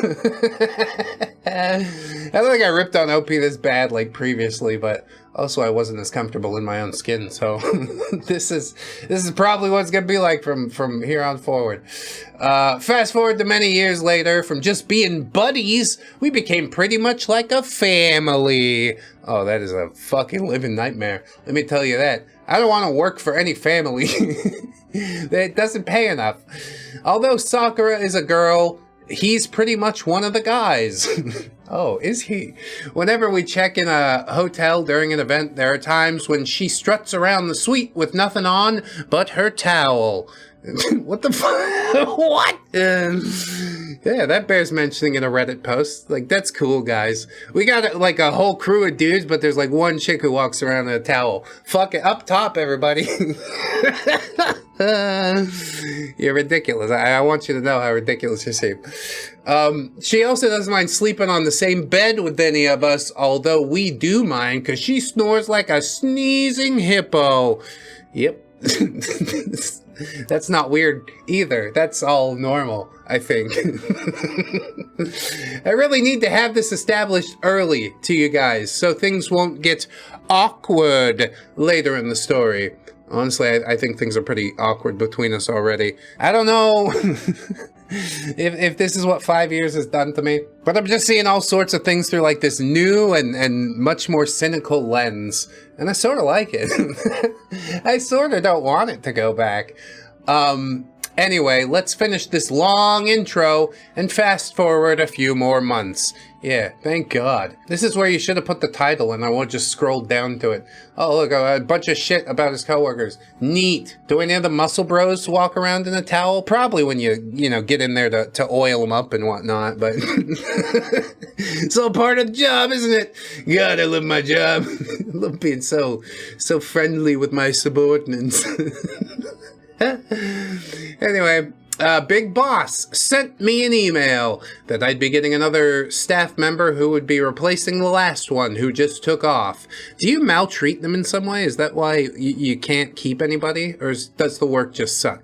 Probably the work sucks. I guess I give OP the benefit of the doubt. I really don't mind, since our HR team are pretty much the ones in charge for things like these. Yeah, okay. Are we just gonna keep talking about, like, the workplace? Is there ever going to be a weeaboo? Or are we talking about him now? He's the guy! He's the guy that's coming! Okay. I'm hooked in. I'm ready to rock and roll. So the following week, We conducted an experiment to make plans ahead of time for our upcoming event. It was then that I met the new guy on my team, which we will name Forkface. Yeah, because I fork and hate that guy. And also it sounds really funny during dialogue.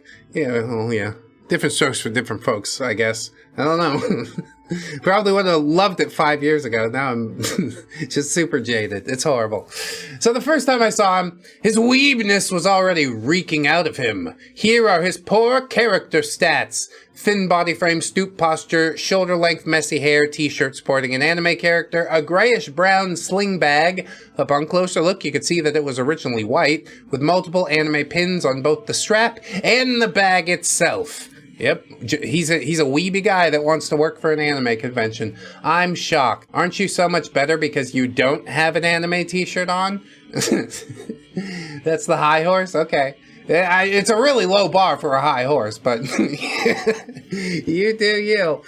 Everything about this guy just shouts unhygienic, and pretty much all signs lead to being a legit otaku. Yeah, then probably he'll fit in with all the stinky anime guys. He's going to be able to blend and walk among them. You need him on your team, Chief. He's your stealth operative. Big Boss came to me and introduced him. Hey, OP, this is Forkface. He'll be in your care from here on out, so be sure to show him the ropes. Hey, Forkface, I'm OP. Nice to meet you. That's what OP sounds like. In his own head, at least. OP says, no, I am not pleased to meet him. I didn't offer to shake his hand, as I don't want to grease myself with whatever he had last touched. His greasy pole. OP just doesn't want that low-quality grease to mix with the high-quality grease that we're using for Muscle Bros as soon as the convention starts or whatever. Konnichiwa! Hello, OP-san! Did this fucker just konnichiwa me and call me OP-san? OP says, hello? Do you usually speak like that? I caught a glimpse of Muscle Bro 3 and Sakura, both their eyes wide and mouths mostly half open, likely from imagining working with this guy. Yeah, he's just not a good fit. You know, tell him about the probationary period, and then like a day in, you're just like, I don't think you're gonna fit. You're not gonna fit in. I'm sorry. I'm not really sorry. I understand you're trying to have a personality, but this is the way that it comes out. I just can't with it, okay? Hi. I mean, yes. I'm sorry. It's just that my Nihongo tends to get mixed into my dialogue. Yeah? How many years you stay in Japan for? OP asks, is that because you watch anime a lot? And he said, no, I actually lived in Japan for a long time, but I do like anime. Anime daisuki. Which, yeah, means that he likes anime. I just say things in English and repeat them in Japanese for the benefit of all the bilingual people with this specific combination. OP puts like a shocked Lenny face and says he really fucking said that. Oh my god, this guy is for real. Yeah. People like this exist. It is unfortunate. He's probably going to make it really uncomfortable really shortly. But if we could move to that part, I really would appreciate it. OP says, I don't know what sort of satanic charm this guy was wearing when our human resources interviewed him, but the fact that he's here and talking to me means that he passed their screening. Yeah, a guy like this, he probably doesn't have a record. He's probably never been outside his house. He showed up here to make money, and then he's going to go back to his house and watch anime for 18 hours till he has to show up again. Sneaky edit. A few hours after this post was up, I asked a co-manager who knows someone in HR how Forkface got in. Well, it seems he bullshitted his way in with our HR, saying grand things about himself. He was also recommended by another staff member, and that bumped his chances up even further. See, not even HR gives a shit. They're just like, I don't know, the guy told me a lot of good stuff. I didn't care to look into it. Anyway, back to the story. Quote-unquote story. I braced myself, called my team, and huddled them together. All right, guys, I got Mr. Forkface, who would be helping us out, so come on and say hi. Muscle Bro 1 says hi and said basically nothing else to him that day. Muscle Bro 2 just nodded. Muscle Bro 3 pretended he was on his phone, checking for something. Sakura gave him her default bitch look. She just got that, like, resting bitch face. It happens. It's tragic. And Snake, well, he said, listen, bro, we all like anime here. I watch a lot myself. You seem like a cool dude, but remember that we're here to work. There'll be time for fun and games, and trust us, you'll have a lot of fun on our team. I'm Snake, by the way. I mean, yeah, the only one that actually treats him like a human being. That puts Snake a couple notches in my book, you know? I don't remember how I felt about him before, but he's made a good impression after 5 years. He then offered to shake the dude's hand, and Forkface indeed reached out and shook it.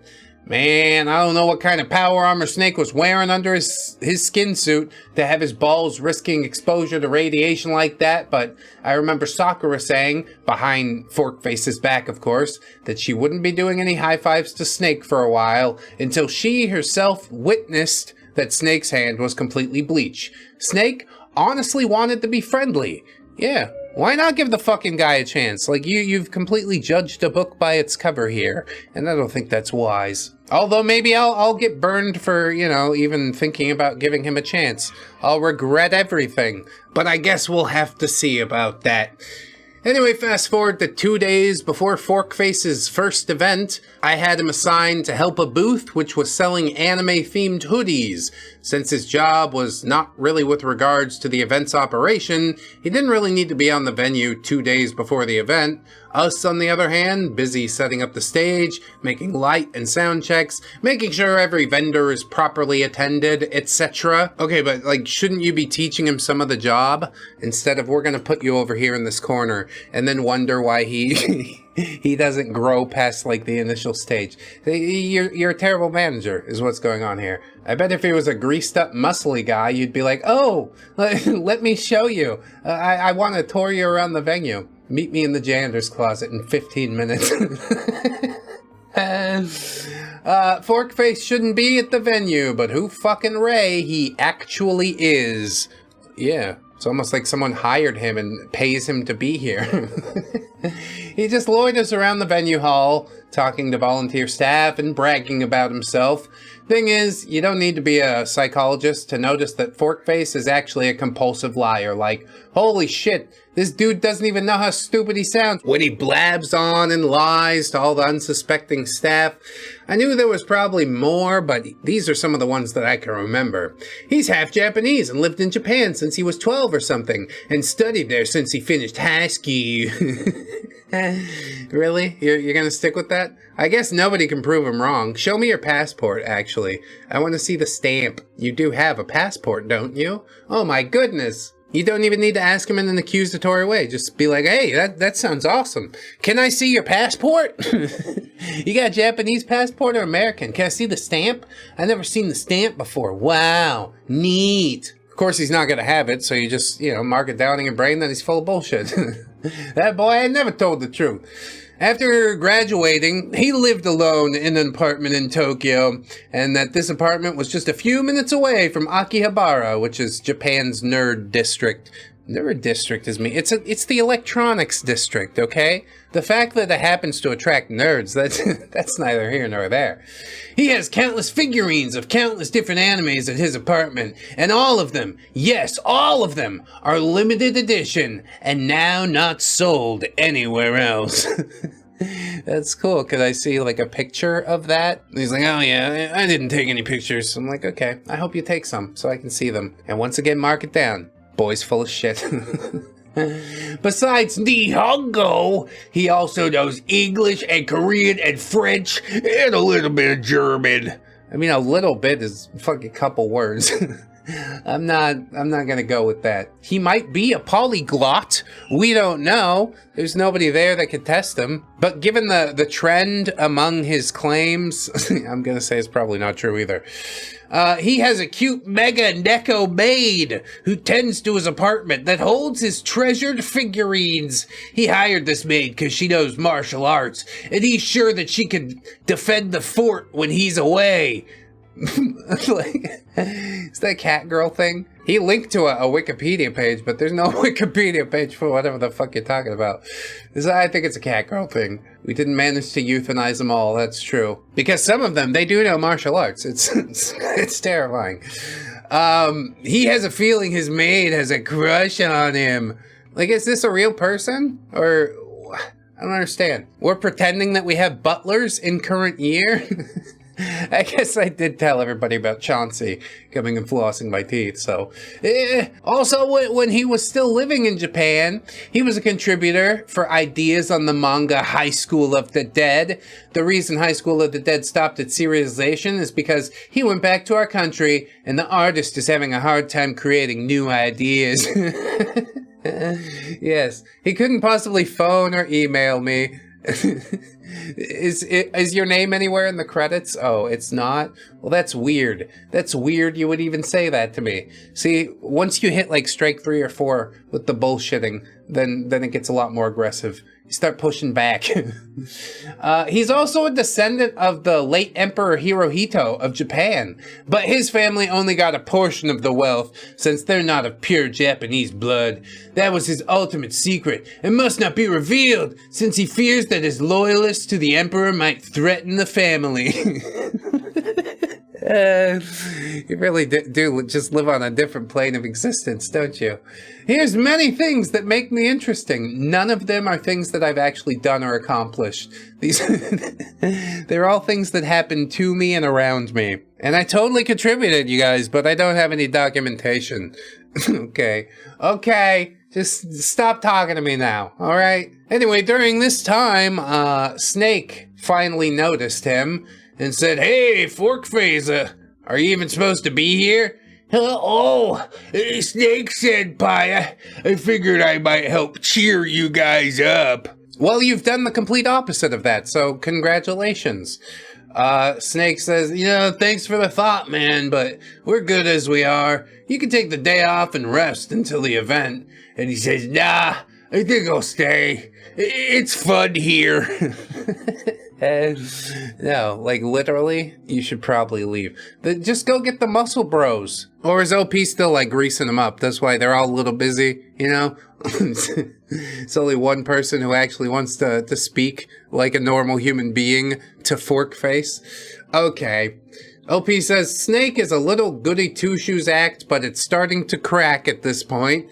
And he says, but we're working here, Forkface. You're holding people up whenever you talk to them. Let's have some fun after everything else is done, okay? Then I won't bother anyone who's working then. Well, you see, this is sort of a work site. It's where we all came to do our jobs.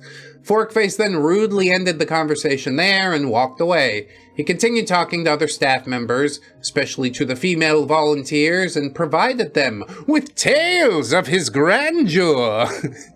Yes, I'm sure we believe all of this. Snake then radioed me in and said, "Hey, bro, what's the deal with that asshat? Forkface, he totally just dropped me earlier. He's not even supposed to be here." Not even supposed to be here today. Well, some people don't understand a light touch, If I have to yell at you or hit you for you to get the message, then I guess that's how it's gonna be. OP says, well, we can't just escort him out. It's obvious he'll make a scene. Snake says, well, better do something about him then, because this asshole is starting to abuse my efforts at being nice. That's true as hell, isn't it? I started the story out being frustrated with OP, but as soon as Forkface hoved into my field of vision, I'm like, yeah, I hate this guy a lot worse. Fast forward to day 1 of the event. Oh, so nobody kicked him out. He just got to stay there and do whatever he wants? Y'all a bunch of pushovers. It's still morning, and people are lining up outside, but we have yet to let anyone in yet. We're still doing final preparations and last-minute checks for everything, and everyone was busy as hell. Sakura and I were trimming down paperwork for the event vendors ahead of time so we could manage them further along in the event. I asked her if we're missing anything, in which she responded, well, this booth has yet to pass their inventory count. What? Says OP. Shouldn't they have done that last night? Sakura says, oh, darling, you'll be surprised whose booth it is. I checked on my radio and holy shit. Of course it's Forkface's booth. I radioed Snake and asked him to retrieve Forkface's list and ask him to get his shit together. So is he just selling the anime hoodies on behalf, or am I supposed to believe that this person is capable of running a business?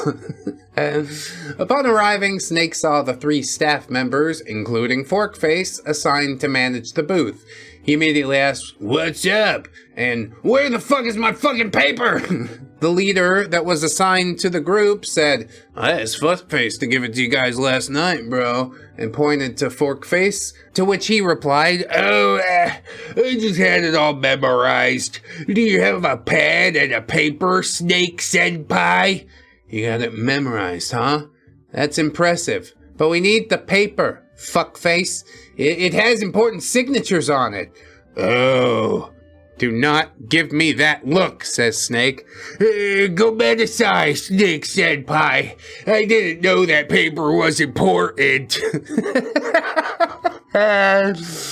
Yeah, I guess we're gonna have to make another one. Fine. Count it all again. We'll go get the signatures again. Also, you're fired. Apparently, Forkface just placed the paper somewhere and just left it. Snake lost it at this point. Hey! Fuckface! Do you know how important that paper is? Don't bother about OP knowing that you lost the damn paper, because Sakura's gonna flip the moment she finds out. But I haven't memorized. I don't fucking care if you memorized the list. It was signed by the sales team and OP and the big boss himself.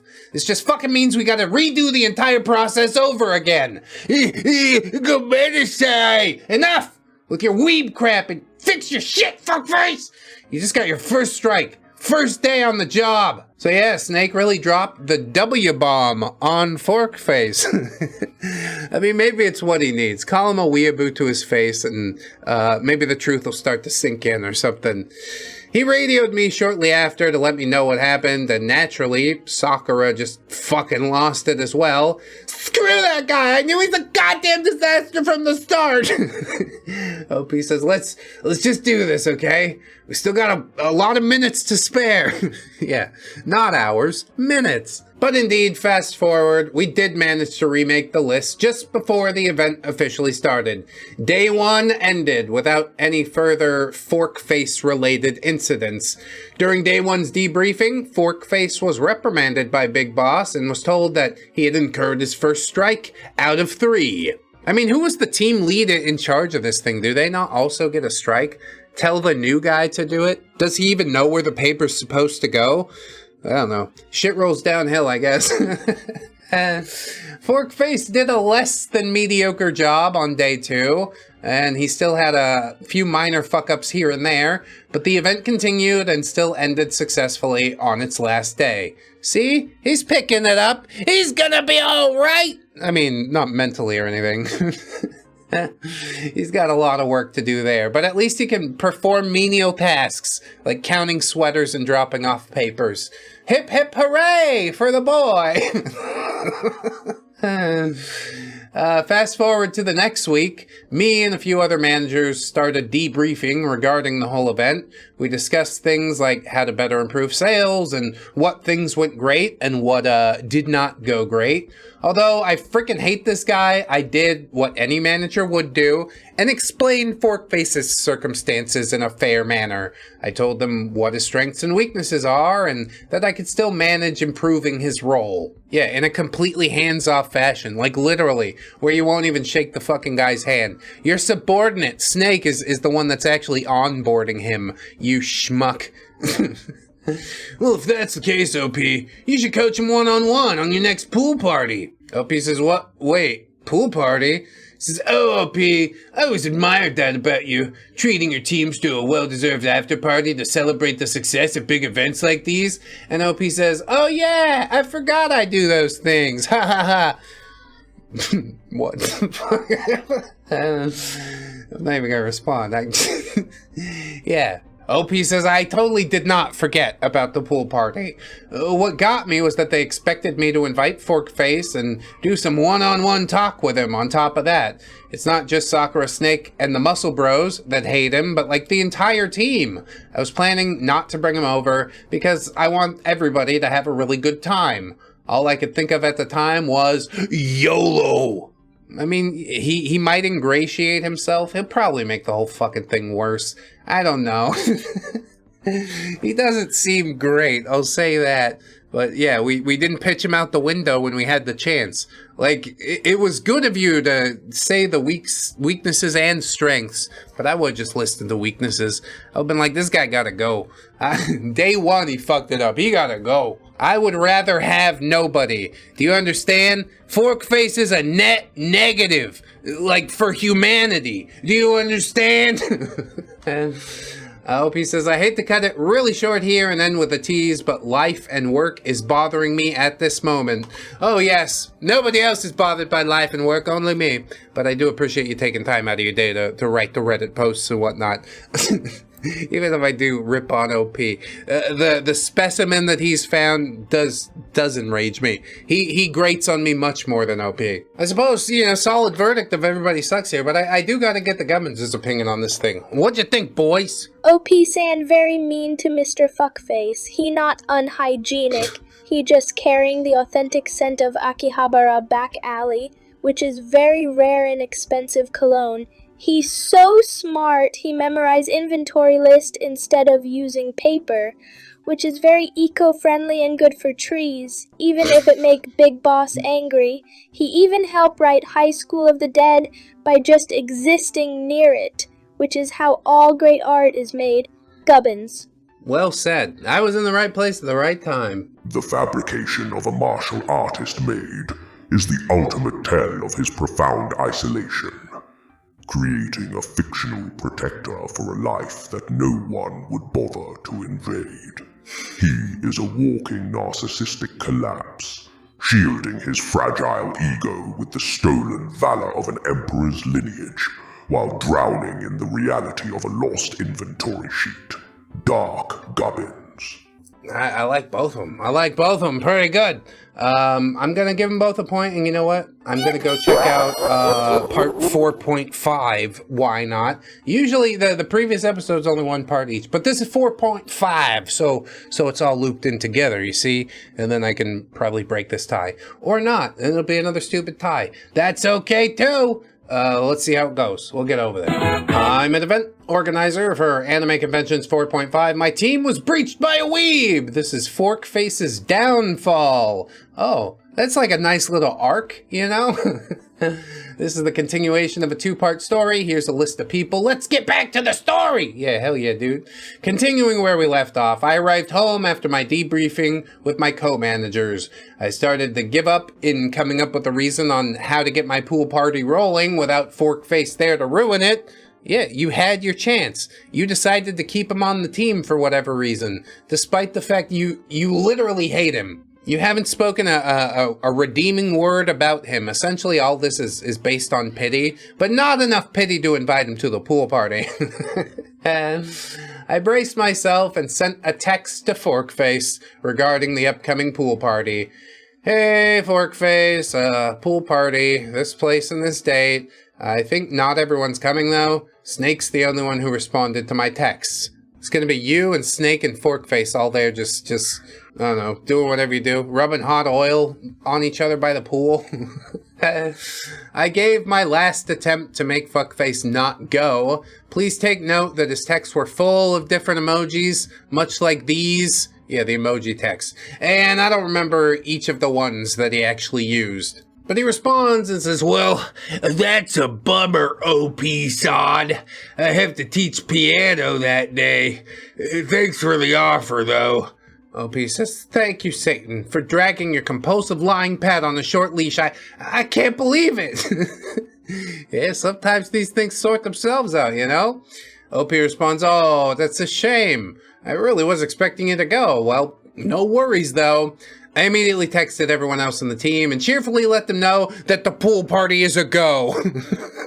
I hate toxic workplaces like this. This is what really gets me down. This is what fucking boiled my beans during the Maggie saga too. You know, just, you don't like him, you've also got the power to fire him, and you decide to keep him around to play these fucking games. A lot of it's probably just in service of your own ego. I hope Forkface shows up to the pool party and drowns you. No, I don't like Forkface. Let Snake do it. I like him. And, yeah, we started making plans that very same day on what food we'd bring and the amount of booze we'd need to cover for everyone and who's going with who. And if anyone's bringing a friend or a significant other, yep, I hardly care about any of that. He's like, hey, let me tell you a story about a weeaboo. The weeaboo didn't go to the party. Okay, well, probably then we don't need to talk about the party, right? But OP wants us to know he's a party demon, man. Whoa! Hey, I put champagne inside a melon and drank it off my dick. What? How's that even work?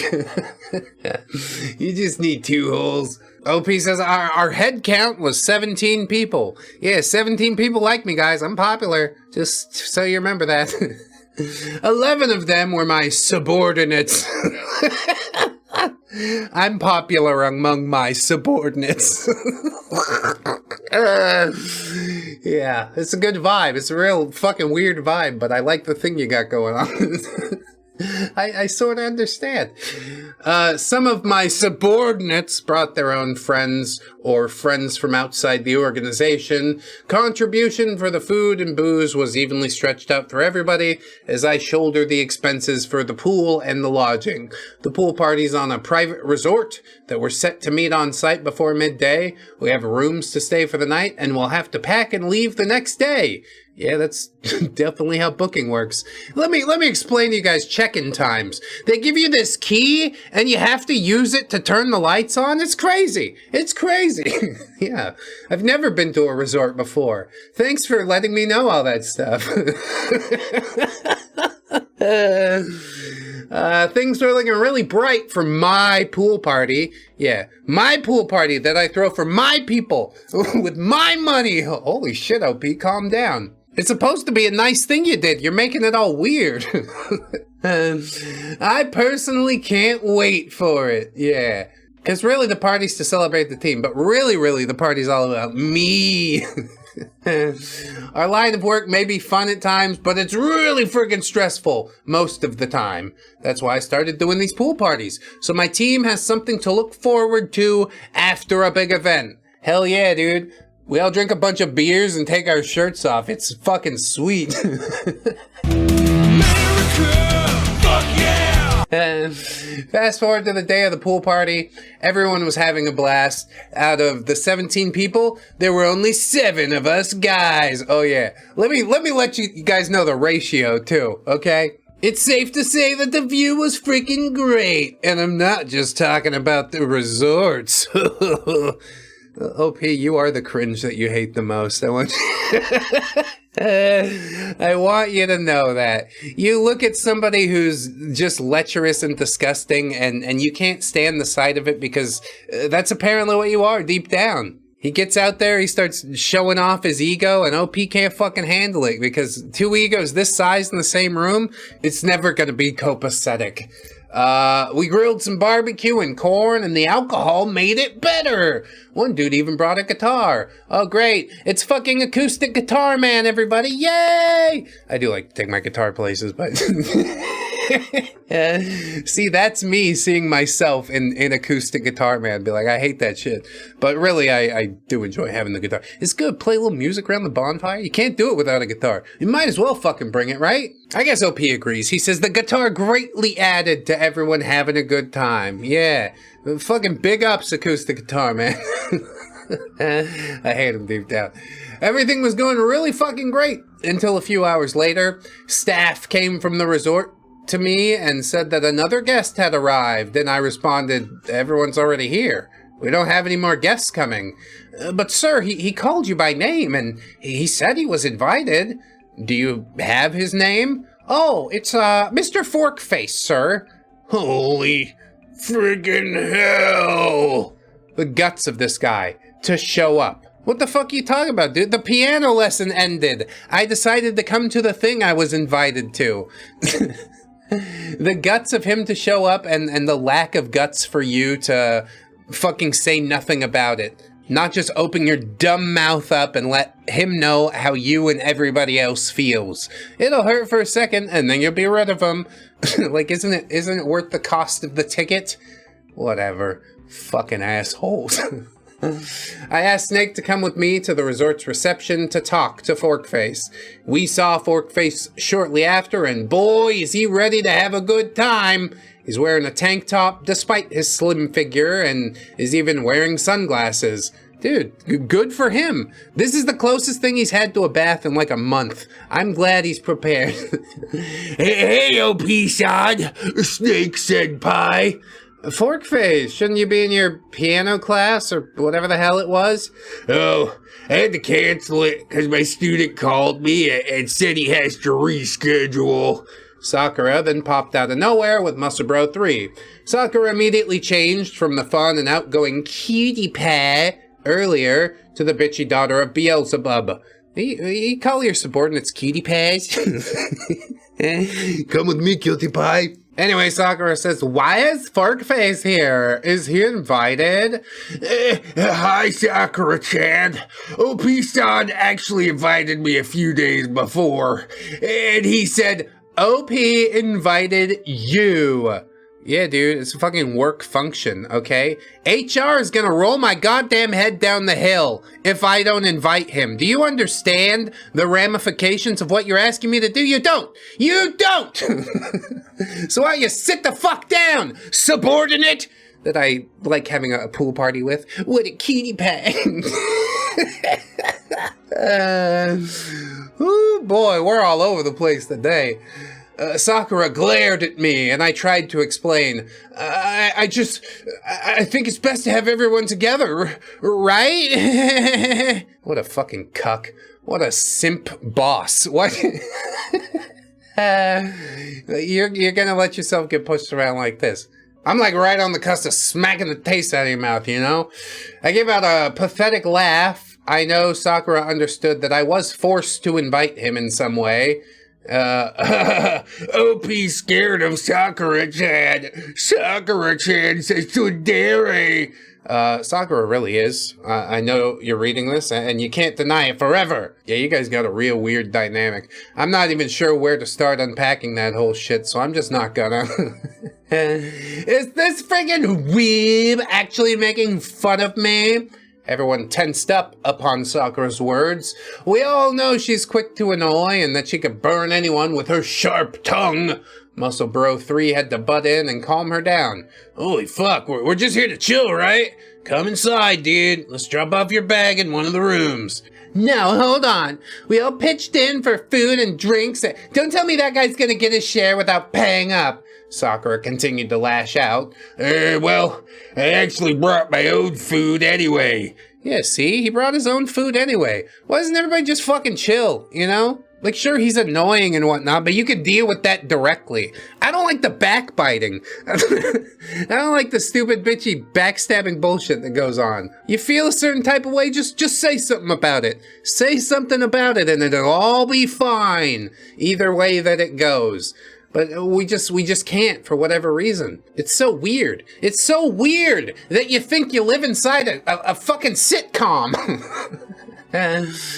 Anyway, Forkface tried to clash with Sakura's bitchiness with his own arrogance. She tried to answer back, but Muscle Bro 3 shushed her to avoid further trouble. So, yeah, pretty much the moment Forkface arrived at the resort, he already started giving us shit to worry about. Even though he said he was going to eat his own food, he only brought a few bags of chips, and that came and went pretty quick. Soon he started eating the food we cooked, and even drank some of the booze. Sakura saw this, but she said she just wants to make the most out of the party and try and fucking forget him.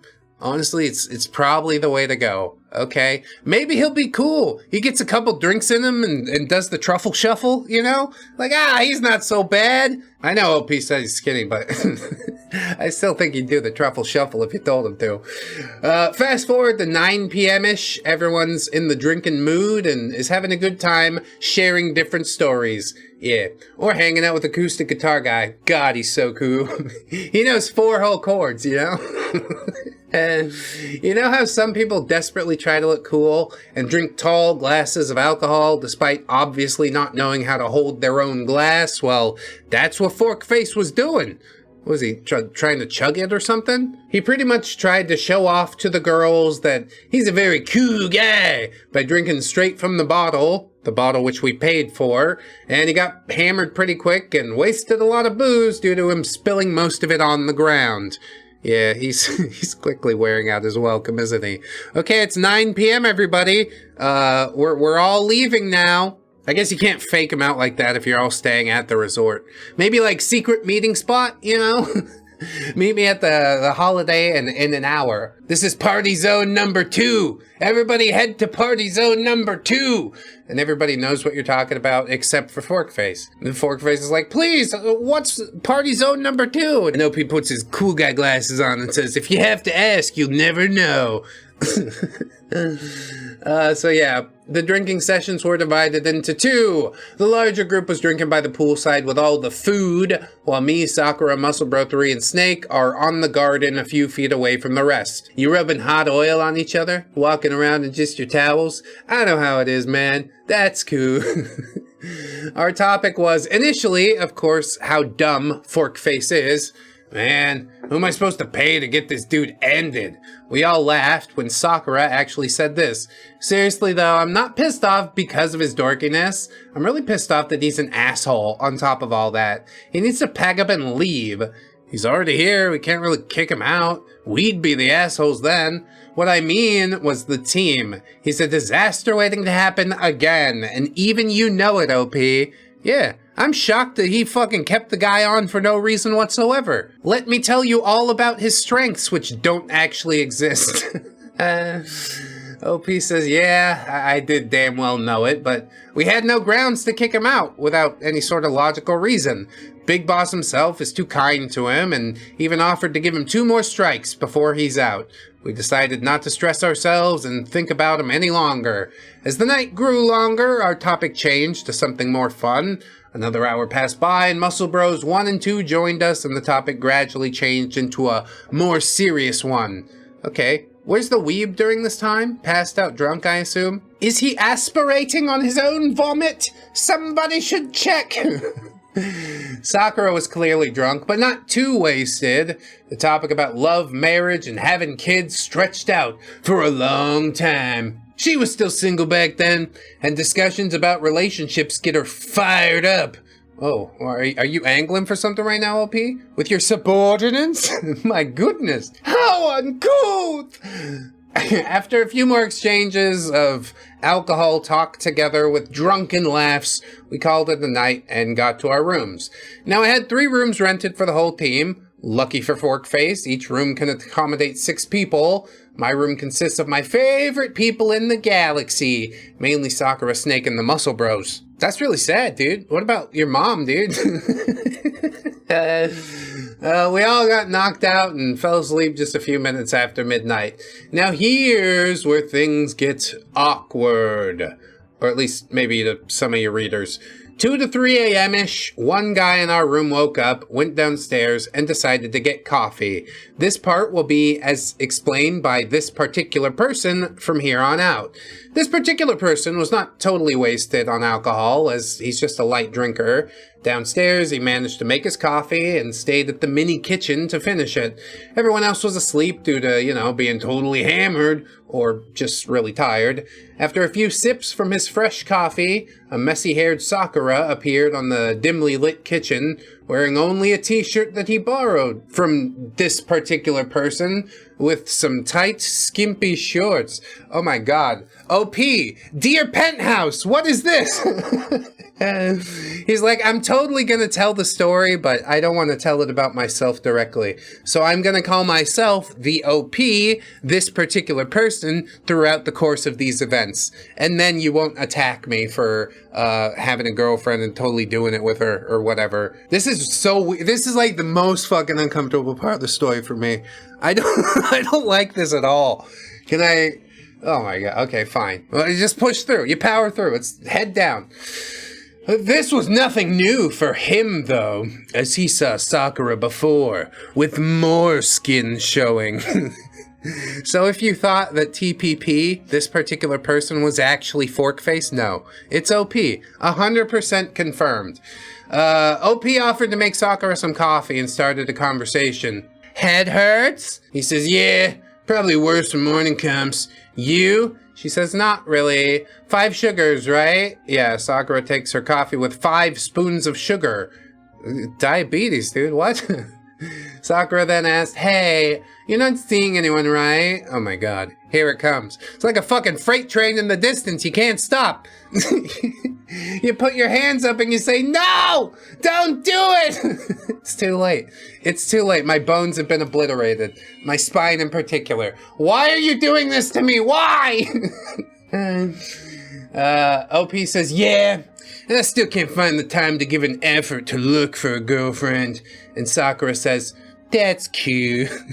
And then OP says, yeah, hey, that shirt looks good on you. It's a plain black shirt with the logo just in the middle. Yeah, awesome. What is going on right now? Sakura then says, yeah, thanks. You should see me without it. And OP says, them small things wouldn't catch my attention. And she says, hey, that's mean. No shit talking about small breasts. Very true. You must respect the aristocratic elegance of the small-breasted woman. Everybody knows that. Everybody knows that.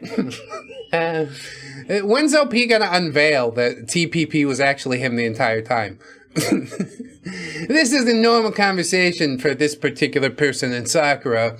They have it almost every time when they're together, even with the other 4 guys in their circle.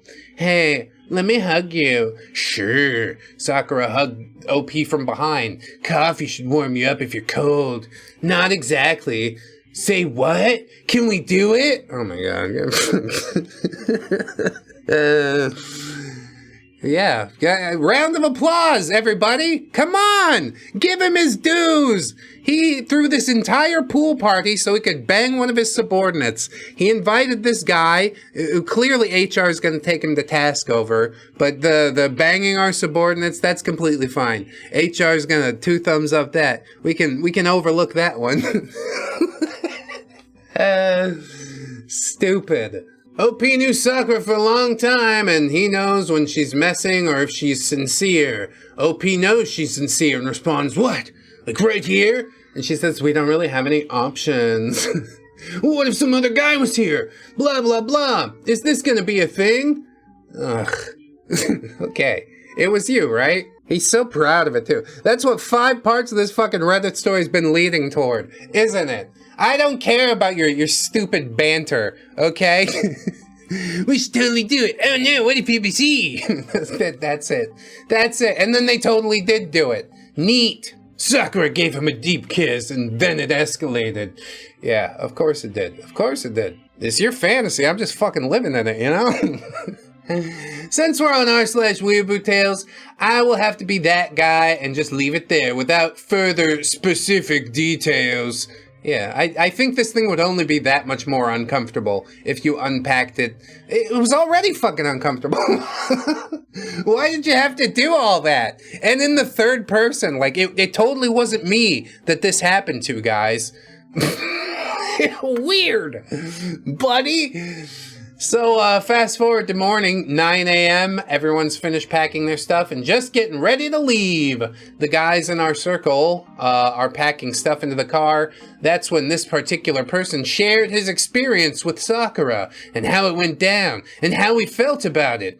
The guys were shocked for a bit, which is also the same for that person that time in the kitchen, but we just shrugged it off. Sakura was still the good friend that us guys have, and nothing really changed. Yeah, except everything fucking changed. This particular person in Sakura acted pretty much the same as they did before, so no one actually had the slightest hint about the mess they did in the mini kitchen. Ew. Ew! What? Ew! Or at least that's what they knew. Fast forward a day later, this particular person, it's you, OP, stop it, okay? Got a message from Forkface. I saw you and Sakura at the resort. I knew you guys did each other in the kitchen when everybody was asleep. I wasn't. I just wanted to let you know that that kind of relationship between workmates is not decent. Like, if I thought Forkface was drawing a line in the sand, I'd respect him for it, but really he's just jealous. Everybody sucks here, and they will continue to do so.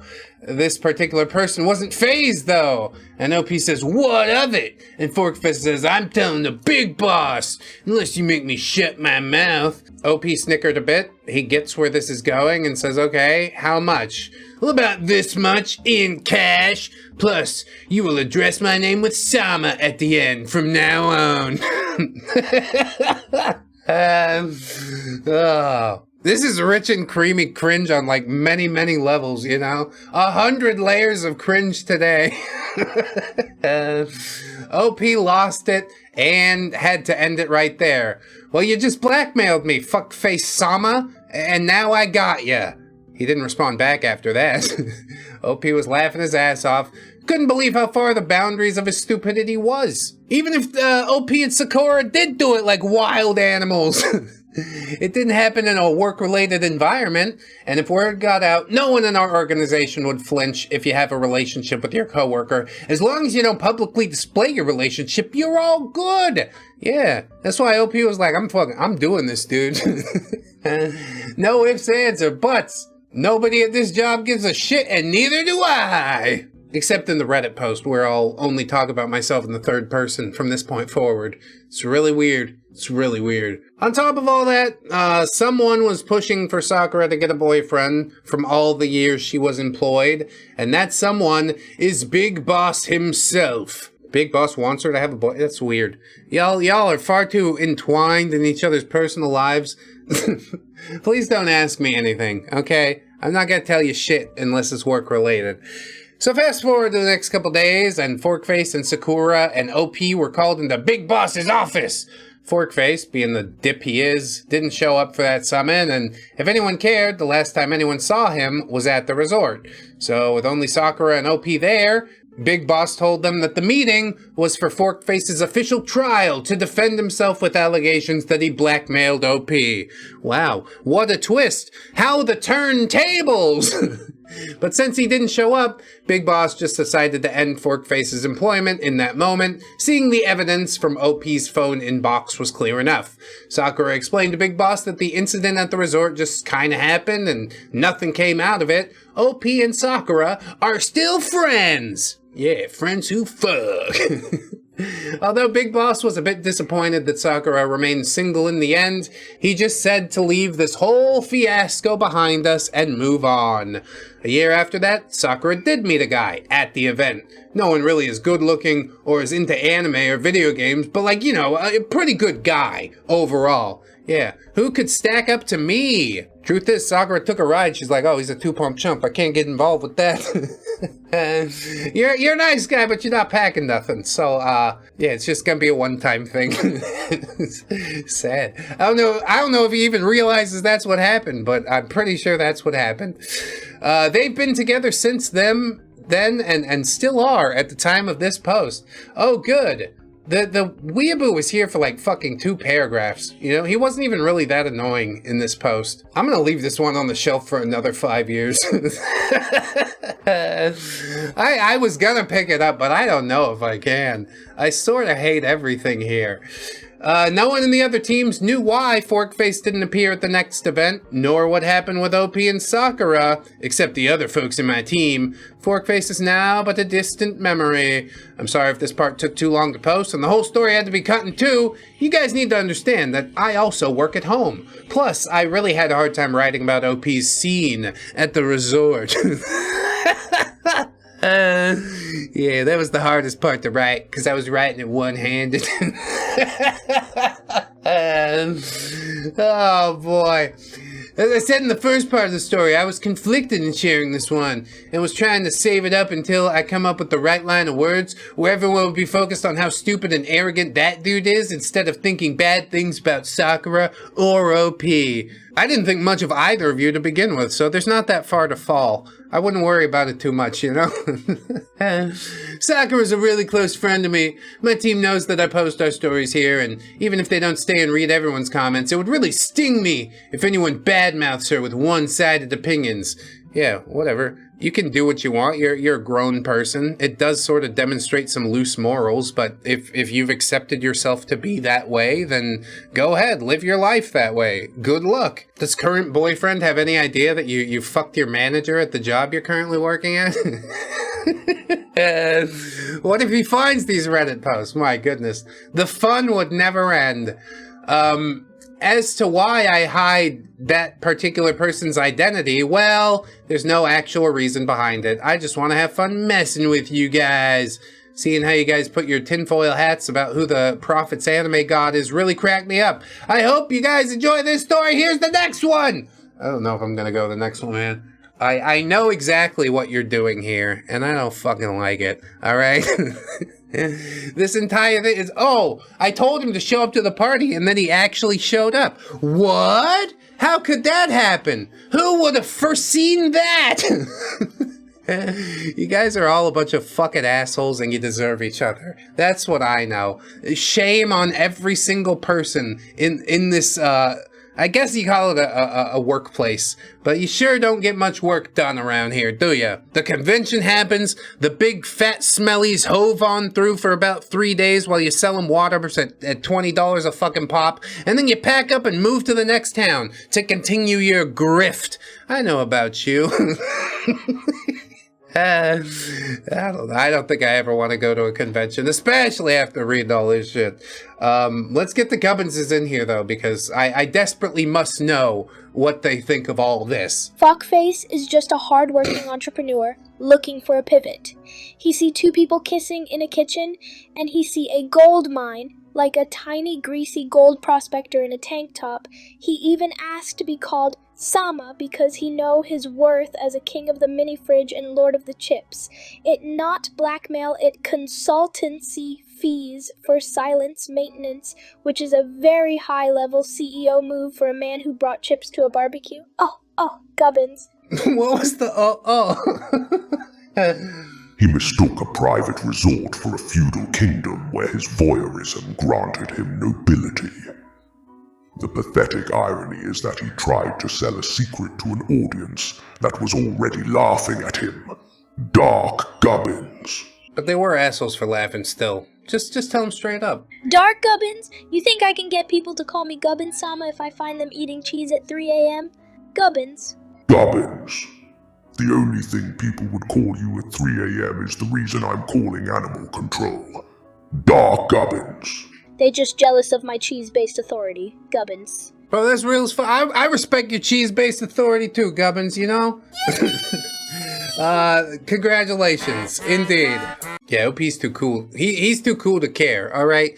Cool guys don't look at explosions. Y'all should know that by now. Cool guys don't look at explosions. This is I'm an event organizer for Anime Conventions Part Number 5, Princess and Johnny. You can go back and watch previous parts. I'm really nice, I think, through parts 1 through 3.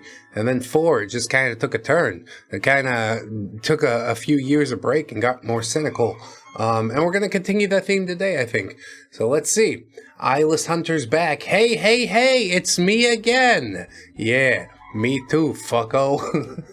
I'm in here now. I'm gonna cut to the chase here. This is not a full-on crazy weeb story, but just another tale of our exploits at one of an event that my team helped organize. Also, just wanted to let you know that I got the mod's blessing for this post, so please don't jump on me just yet. I guarantee you nobody actually gives a fuck, including the mods. And why are you writing this at all if it doesn't have crazy anime things happening? Because that's what I showed up for, you know? I guess we'll just see how it goes.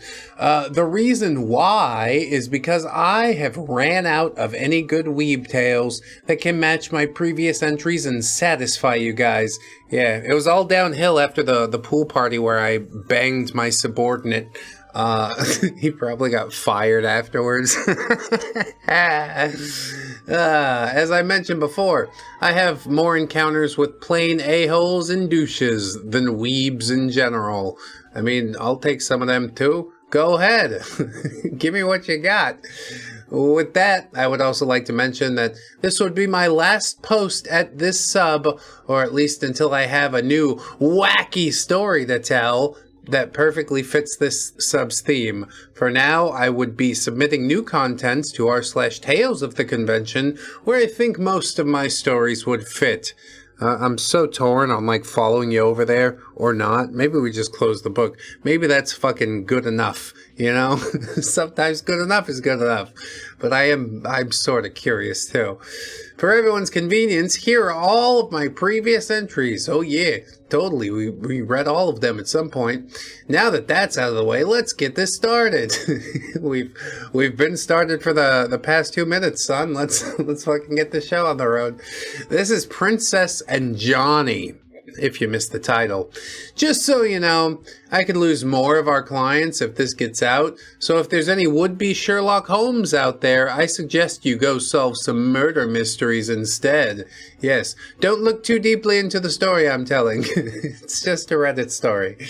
Alright, there's this one really big annual event that really rakes in a lot of con goers around Asia. As much as I would like to, I can't really give a time frame on when this said event happened. This was hosted by a different organization though, and ours, we are only subcontracted to help out. Oh dang, you ain't the big baller that you thought you were, huh? You didn't get a team of people under you? Now you got a few people over you? I bet that's smart, OP. I bet that bruises your ego just a little bit, doesn't it?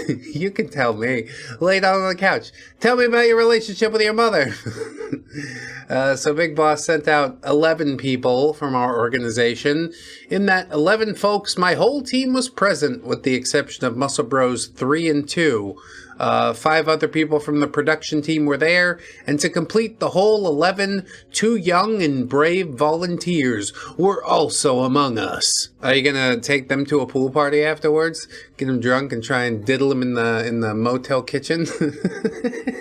No, I'm sure he had the best intentions.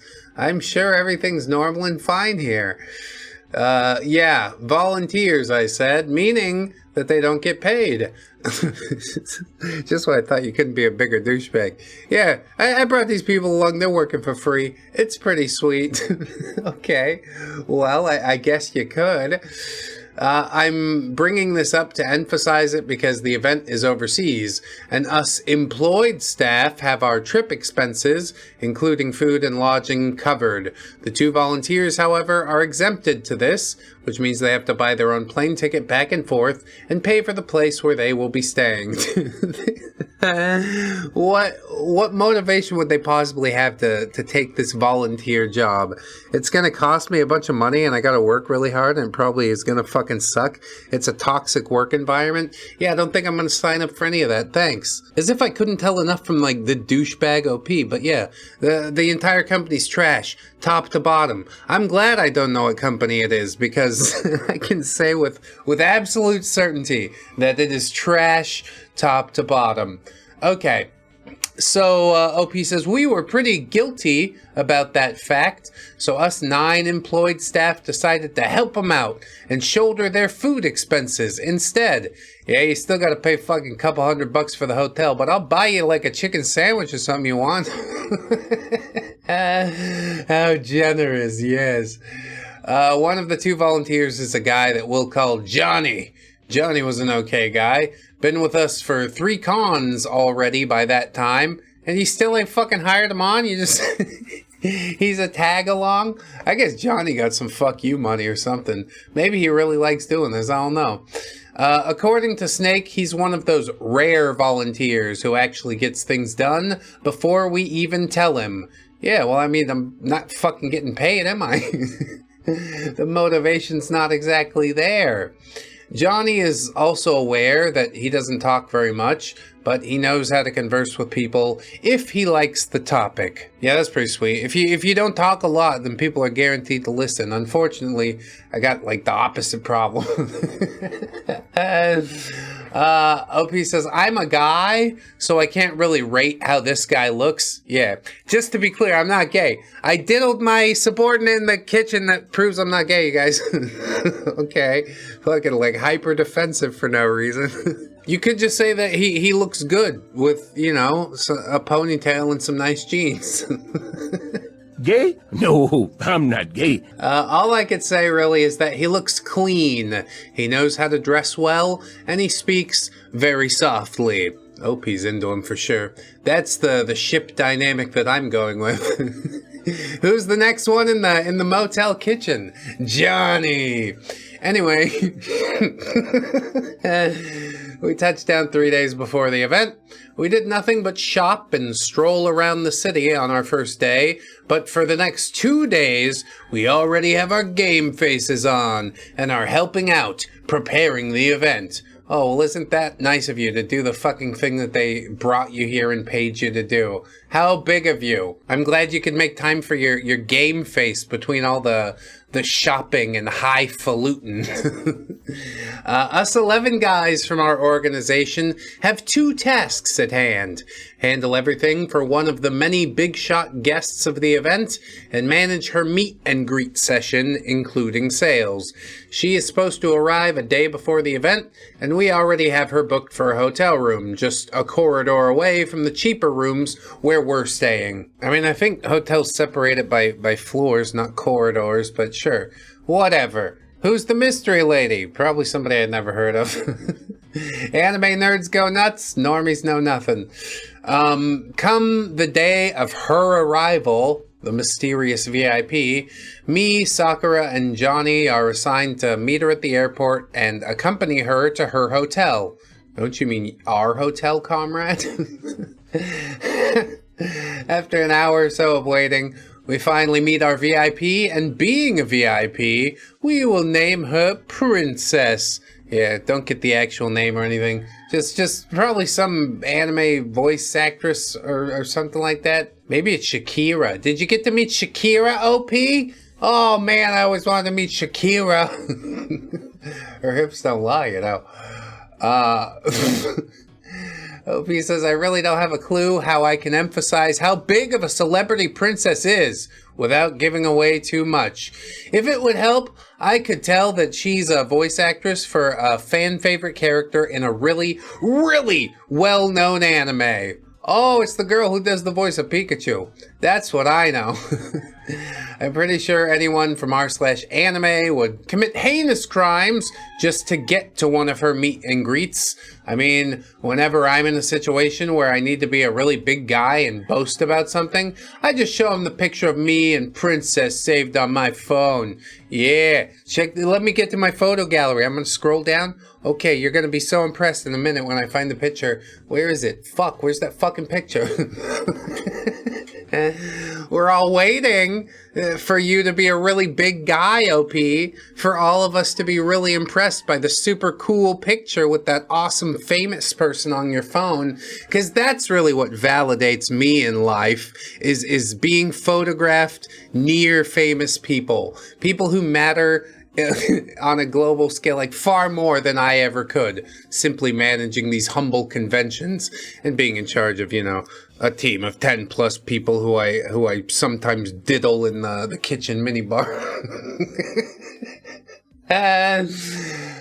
So going back, yeah, let's just push forward, I guess. Princess arrived and we said our hellos and shit. Although, being Japanese, she somehow understands what people are saying in English. Although she can't really speak it that well. Dude, that's 100% me in Tagalog. I've been living out here for 10 years and I'm still, like, embarrassed to try and speak it. And then sometimes I do and people are shocked. Everybody's really shocked when I understand, too. Sometimes I let the cat out of the bag. I say, naiintindihan ko, pero konti lang. Which means, I understand, but only a little. So yeah, it's not fucking witchcraft or anything like that. You spend enough time hearing the language and you start to understand the language.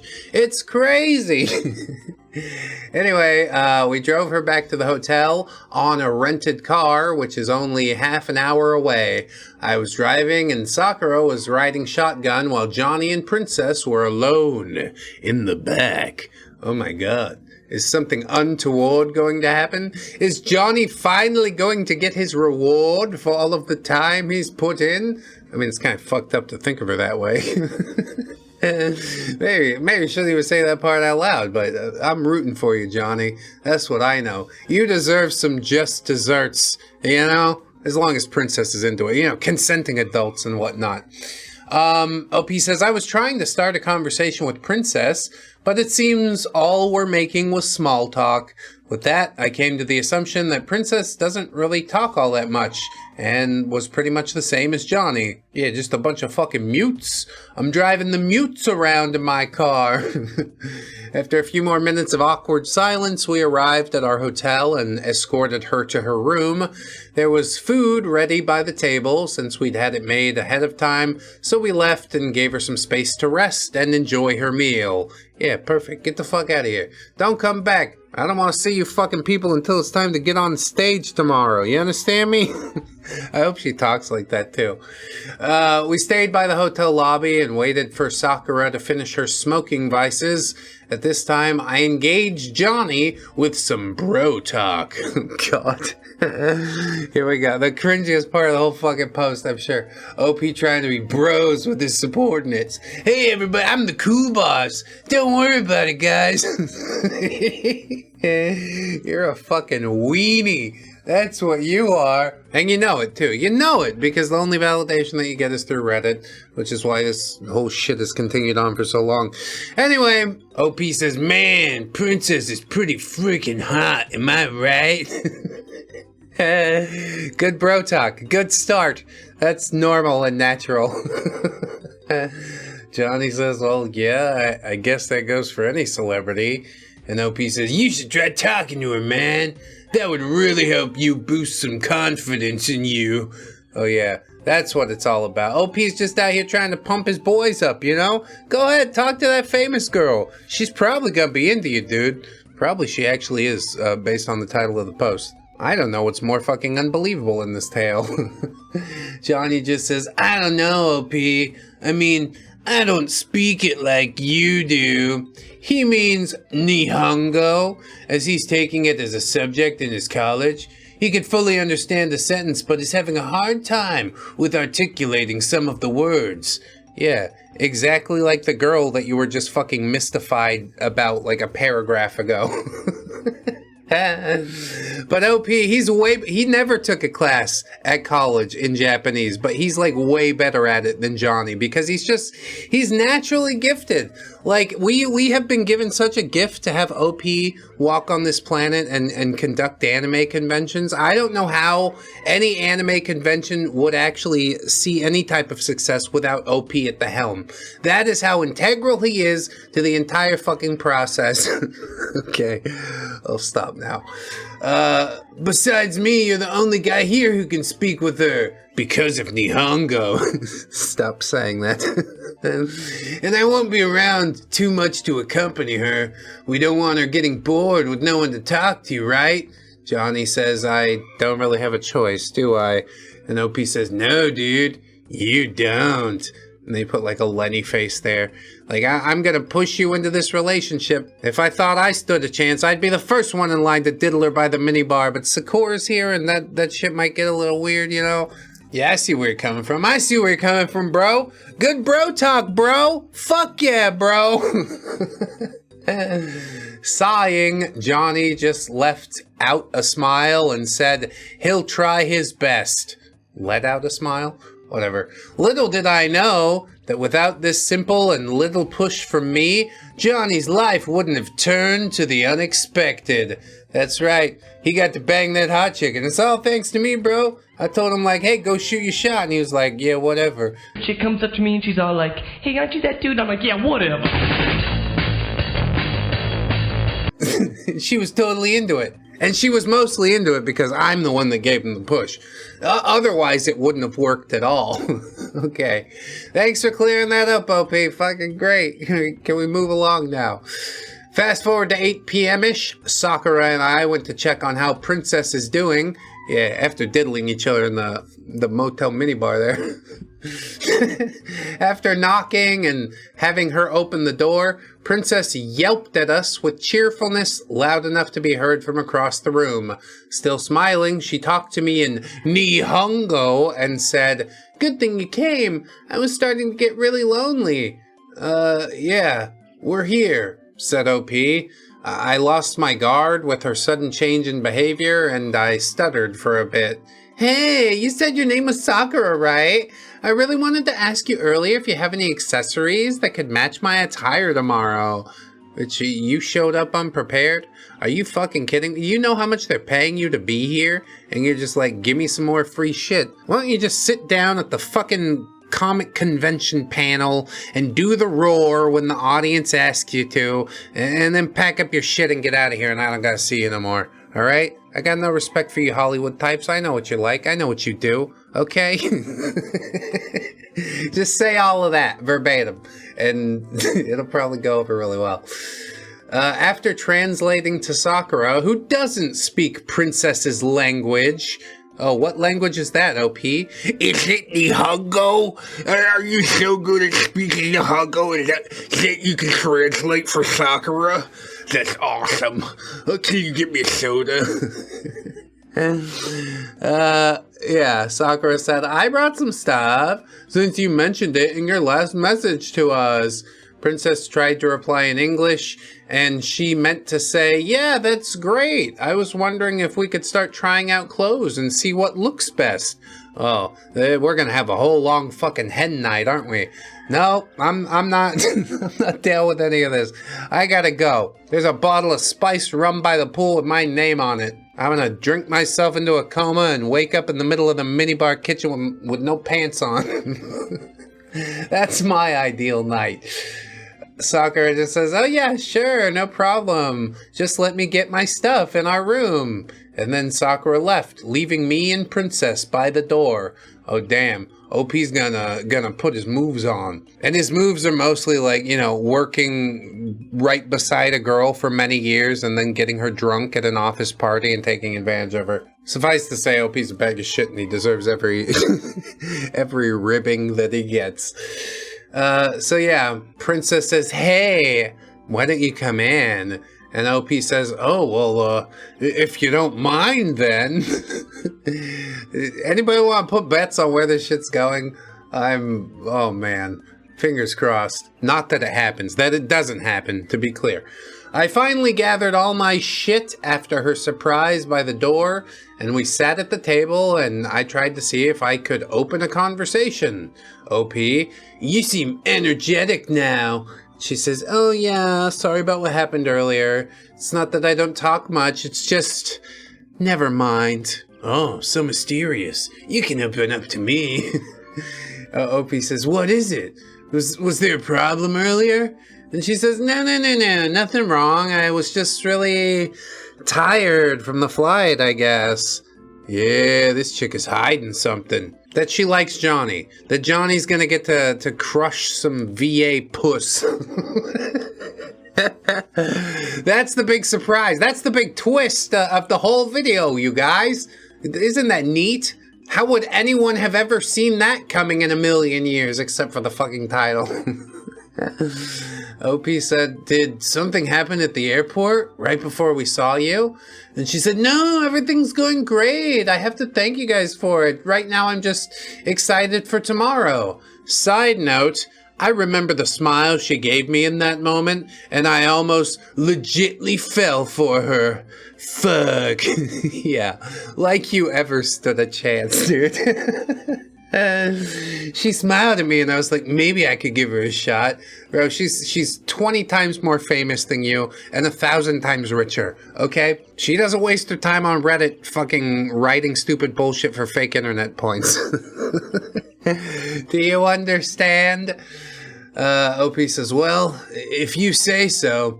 While I was waiting for Sakura, the conversation we started really took off in different directions and really broke what I assumed of her the first time we met her. Yeah, almost like you're not supposed to judge a fucking book by its cover, stupid dumbass OP that does it every fucking time. He looked weird, so I didn't like him. She looked hot, so I did like her. Like, how do you walk around and are just this consistently two-dimensional? I'm amazed. God willing, at some point, somebody as two-dimensional as you would be carried away by a swift breeze, perhaps into an incinerator of some sort. Sakura, which is the girl that OP banged, by the way. He's sitting there trying to put the moves on the VA, legitimately falling for her, while the chick that he plowed is fetching shit so they could play dress up or whatever the hell's going on. Just in case you needed a little more elaboration about, like, why OP's a bag of shit. So yeah, Sakura came in about 15 minutes or so after she left to get what she needed. I then left both of them to do their business and went on my own way. That's right, that bottle of spiced rum is calling my name, baby. I gotta take my pants off and get to the minibar. I got a date with destiny. Fast forward to morning, 5 a.m. See, he did everything that I said. That's why he woke up at 5 a.m. Just drunk as shit. OP, Snake, and Johnny woke each other up to get ready. Is it gay if you kiss your homeboys good morning? We needed to be early, as we do need to get everything prepared for Princess. Things like her breakfast and the stuff she'd be bringing, etc., before waking her up. After we'd done all that shit an hour later, we three then went to Princess's room to say good morning. You get like breakfast in bed and shit? I guess that's kind of nice. I would either love that lifestyle or hate it, probably depending on the day. Like, just fucking leave me. I can make my own cereal, okay? Stop fucking waking me up. Surprisingly enough, it seems she may have woken as early as us, as she opened the door already wearing her casual clothes and some light makeup. I greeted her, said good morning, and had her introduced once again to Snake and Johnny, and what their roles would be for today until the event ends. Snake and Johnny would be her personal escorts, and would accompany her and provide anything she needs throughout the days of the whole event. Although we don't naturally put a volunteer on this job, Johnny was made an exception due to his bilingual proficiency. Yeah, but they wouldn't put OP on it, you see, because he's too big and important. He's got like other big boy things to do. So I gotta go do that so Johnny can have his romantic moment alone. Oh shit, spoilers. That's supposed to be the twist at the end. Sorry guys. I'm fucking it all up. Snake also mentioned that after the event is done, he'll vouch for Johnny to Big Boss so he could get employed as a regular staff. Yeah, after 3 fucking events I burned money on, thanks so much. Maybe I could pull some of the the fortune that I've wasted back out at some point after a couple years because of the shit pay job. After the reintroduction, Snake offered to shake Princess's hand and said in English that he is honored to work with her. After Princess gleefully shook Snake's hand, I was expecting she would immediately do the same for Johnny, as any normal person with proper knowledge about social cues would think. However, After finishing on snakes, there was a slight pause with how Princess reacted to Johnny's extended hand. I can't really put it into writing, but imagine Johnny's hand held chest level in the air, waiting to be shaken. Like, Princess took at least a second looking at it and was probably thinking if she should shake it or not. I tried to be smart and said, "Oh, Johnny here knows Nihongo, so I bet you two will really enjoy each other's company." Oh yeah, the smoothest wingman, OP. Fucking bro talk all the way. Did she blush and say tee-hee-hee-hee? Apparently not. Opie says, "I was sure that would help ease out any tension, if there were even any, and that also managed Johnny to take the initiative and take her hand and shake it. Princess, however, said her thanks to Johnny in Nihongo in a very soft tone. Arigatou gozaimasu." This time, I knew that Snake noticed that something was really off with these two. Yeah, they like each other, okay? Can we fucking just put it out there, you know? Give me a 2-sentence post. At least then I will know not to waste my fucking time with it. Fast forward to event day 1. First agenda on Princess's schedule is to have her meet the host's organization production team and then go to this booth to promote and plug whatever needed advertisement, in which after she's getting her first resting time of the day. Yeah, I gotta go whore myself for this product I don't believe in, and then I'll have a rest. My body will be rested, but my soul will be more weary than ever. Speaking of which, check out the Did I and Spin It apps on Google Play.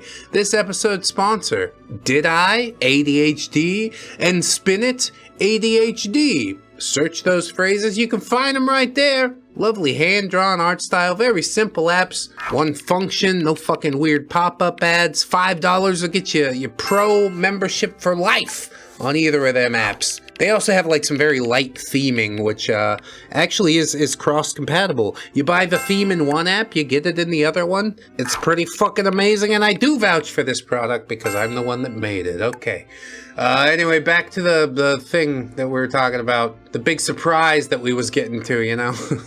And Princess, including some of the other guests, are currently using one of the meet and greet rooms as their green room. From here, story is as told by Snake. Yeah, why not whip it around quick, fast, and in a hurry, you know? As far as Snake can see, Princess is really having fun with how things are going for her. Although it's obvious that being the center of attention can be mentally exhausting, Princess still has her cheerfulness on point and is casually talking to the other guests about some interesting topics. Yeah, nerd shit. Let's talk about anime. Okay, I guess we'll do that all day. By noon, all the guests in that room but Princess headed to where they should be according to their schedule. That leaves her with only Snake and Johnny and a few handful of staff members. Since her next activity is 3 hours away, what the fuck? How big is this convention? What the fuck? Snake tried to ask Princess what she would like to have for lunch. And with the language barrier, it seems Princess didn't really read what Snake was saying. Enter Johnny Boy. Oh yeah, here he comes to make his big old moves. Snake didn't understand a lick of what Johnny and Princess talked about. All he knows is that he asked Johnny to ask Princess if she wants anything Japanese or something different. Yeah, I figured you're from Japan, you want some Japanese food. When I have a fish, I feed it fish food, so that just makes good sense. You think a fish is gonna get out of water and want to go eat a hamburger? Hell no. I'm pretty sure if she eats anything besides fish and rice, her body will react violently. We don't want to take any chances here. How presumptuous of you. Every character in the story being a stupid, presumptuous douche as always. And from what Snake could tell, it seems that both persons in the conversation were given a real awkward vibe. Johnny's awkwardness was practically a given based on how we knew him and the fact that he's talking to an 11 out of 10 celebrity. But Princess, holy shit, suddenly she looked as if she were a fair maiden being courted. Yes, too bad you weren't there to white knight for her, OP. I know you would have set this situation right quick, fast, in a hurry. One of my subordinates getting with the girl that I was almost in love with while the other girl that I did in the minibar was out of the room? Well, I simply can't let that be. I really don't know why you gotta phrase all this shit in like the awkwardest way possible. A maiden being courted? Who talks like that? Except neckbeards. What the fuck is happening here? What's up with Johnny Boy to make Princess act like this? I wasn't oblivious to this thing at the time because, you know, I wasn't there, but Snake told me that those questions were running on his mind at that time. Well, yeah, Snake's an idiot, but OP would have picked everything up. He knows exactly what's happening because he's so perceptive and has a mastery of the Japanese language that even Japanese people themselves, like they don't go as deep as OP does with their own language. So yes, they're all morons. Rinse and repeat. Finally, Princess approached Snake and did her best to tell him in English what she wanted to eat. Snake initially thought that he'd be getting the food himself and have Johnny tend to Princess, but seeing that something was off and the possibility that Princess is negatively conscious with something about Johnny, he decided to let Johnny take care of it. Way to cockblock it, Snake, you mook. Johnny agreed, Snake gave him money, and he went on his way.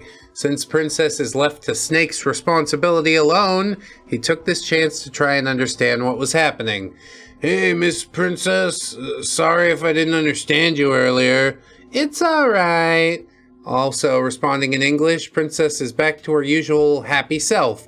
Snake knows that Princess somewhat understands English, so he tried to continue conversing with her by making gestures and stuff that Princess can easily answer in English. Oh yeah, Pictionary. That's awesome. Make sure you also talk at me really loud, because that'll help me to understand better too. Fucking douche. Like, she's proficient in 2 languages, you're proficient in 1, basically. And you have the audacity, the fucking gall to look down your nose about it. I shouldn't even be surprised anymore. Anyway, seeking the right moment, Snake then talked about Johnny. Johnny, the other guy, are you okay with him? And she said, yes, he's alright. When OP talks to you, you look normal, but when Johnny talks to you, you look different. And she says, I don't know. And he says, are you shy with Johnny? And she said, no, I think maybe, yeah. Exactly as she said. I really fucking lolled when Snake told me this. Ha ha.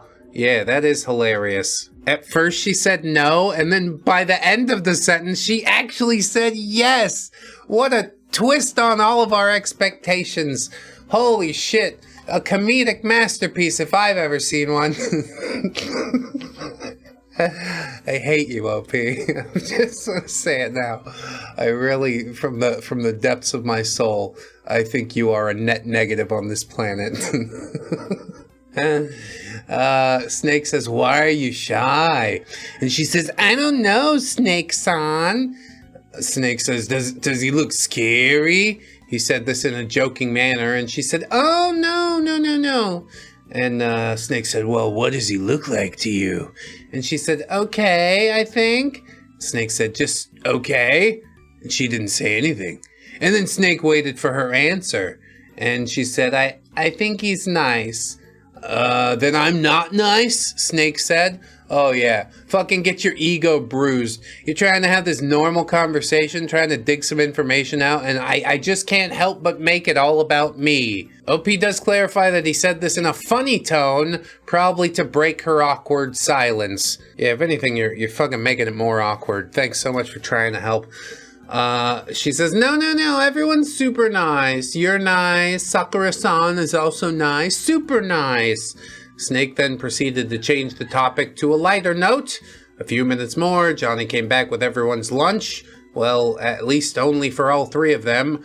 Johnny then handed Princess her meal, as slightly less awkward than usual. This is the most humdrum piece of shit story I think we've read. Like, I read the entire Spooky Saga, and I was not as deeply affected as I am by just the nothing that's happening here.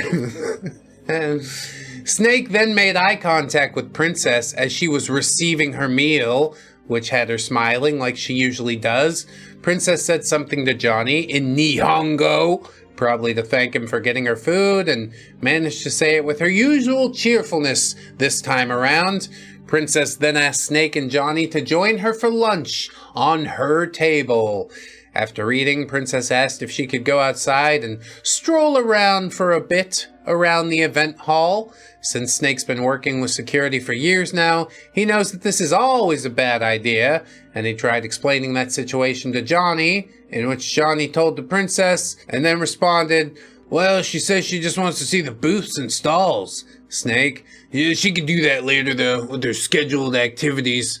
Princess butts in and says, "I'll wear something to cover this." She was gesturing her face, implying a mask. "Hell yeah, bro, works every time. Stealth 100. What you talking about?" Snake replied and asked Johnny to explain it to Princess a little bit better. And he says, "Well, if we're gonna do it that way, we'll have to lose the meat shields. That'll obviously make her stand out. It'll be just us two, Snake and Johnny, and that's still a risk." What exactly is going to happen? She'll be mobbed by fans? It's inconvenient, but I don't think anybody's like, you know, out to snipe her or anything like that. She's not a president of anything. She's a rather famous voice actress. "Please sign this paper for me," and she does, and the people go away. Easy. After hearing the words from Johnny, Princess gave up and said that if that's the situation, then she understands. "Yeah, stay in your gilded cage, little bird. Don't you like it in there? You're nice and safe. You never get to fly away." Snake apologized to her, but she insisted that everything's okay. Johnny then said to Snake, "So I guess we'll be waiting here for the next scheduled activity for like 2 more hours? And Snake says, "Yeah, she needs the rest for later." And Johnny says, "Well, okay, I was just thinking she might, you know, like, get bored." Snake says, "That's why OP sent you here, to talk to her." Then what the fuck are you doing here, third wheel? Johnny says, "I know, I was just thinking, since it's the first day and all, and it's still lunchtime, then maybe the crowd will be smaller and we could blend in." Yeah? Hell yeah, dude. You totally talked me into it and stuff. I'm not gonna give her what she wants because she's a woman and that's silly. But if I hear the idea from another dude, I'm like, hell yeah, dude. First, let's take our shirts off and make out, though. It's really weird, this whole convention thing they got going on, you know? Like, OP doesn't explicitly say any of that, of course, but I'm reading between the lines. I know what's actually going on here. Snake sighed, seeing the point that Johnny had made. This was the time that he radioed me, asking if they could go ahead with the plan. Although reluctant, I still gave this a green light. Yeah, because you're the green stamper guy, OP. Nothing fucking gets by without your say-so. That's what I know. You're a king of the convention. Everybody bows before your might. Fucking schmuck. Okay, OP said we're good to go. We just need to not go out for like more than an hour. And when I say we go back, then we gotta go back.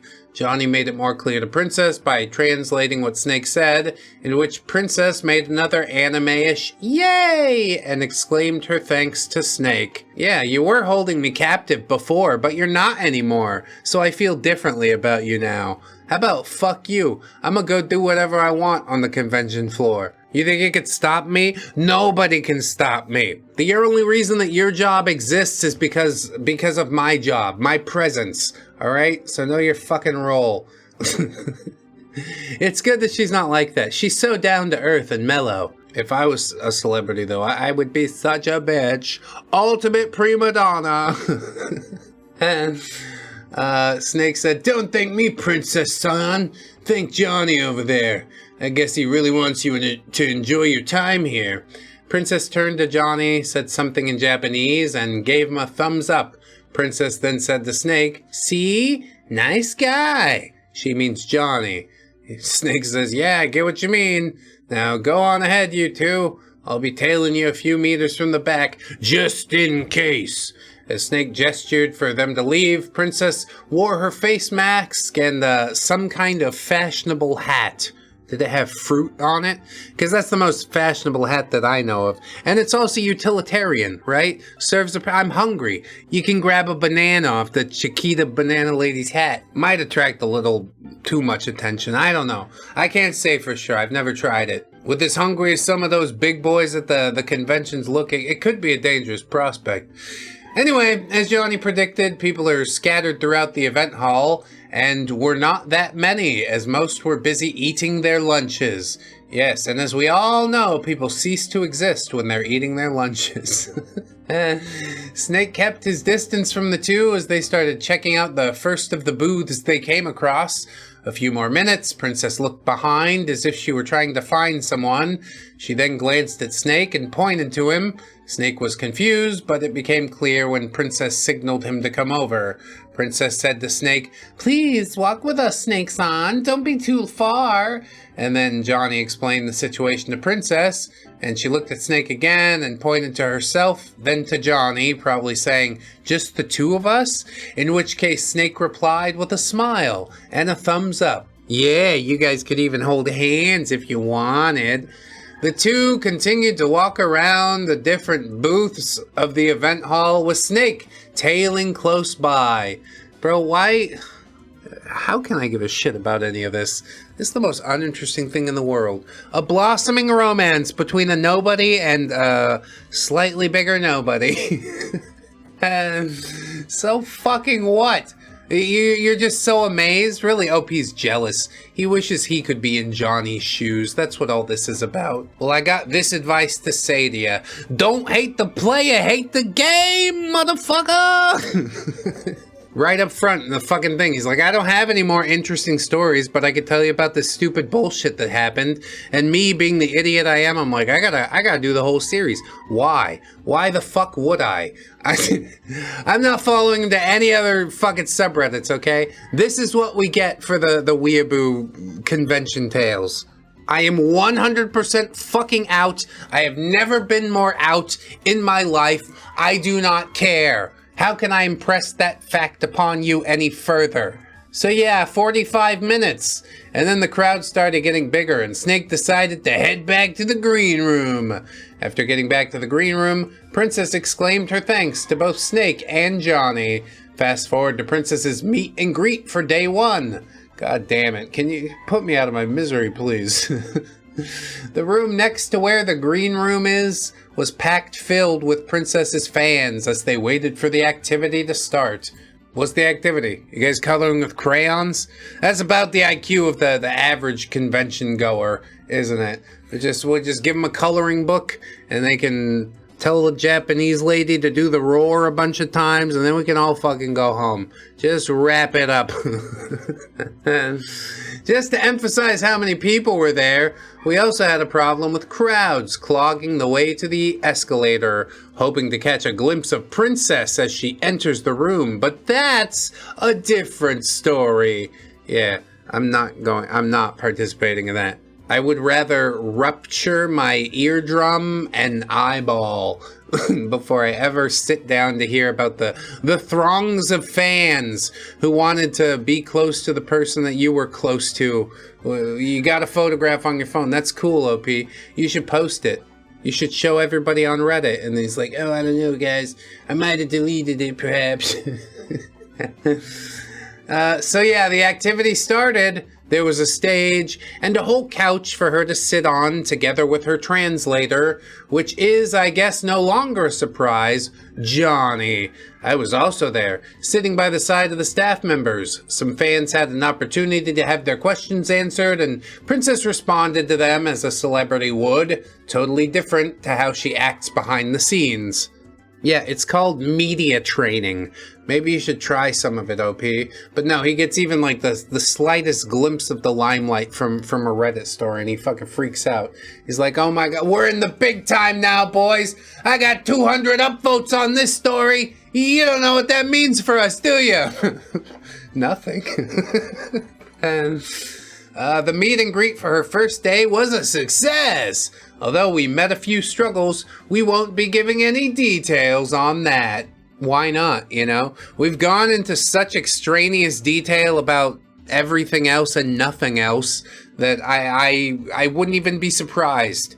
OP will be like, yeah, Princess spilled some water on herself. And I was like, Princess, did you spill some water on yourself? And she was like, no, maybe, yes. And then we all laughed really hard because that's the fucking pinnacle of comedy, as everybody recalls. Fast forward to the end of the event, 10 p.m. shish.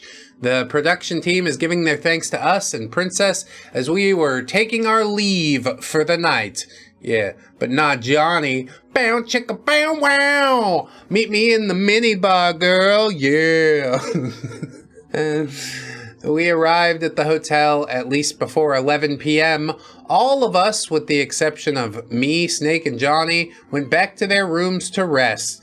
Us three helped Princess with her personal stuffs and escorted her back to her room. After that, I asked in Nihongo, I guess we'll take our leave then. Is there anything else you need? And she said, oh wait, I have something to give you guys. She ran back inside her room, kicked her suitcase open, yes, kicked, and grabbed some stuff.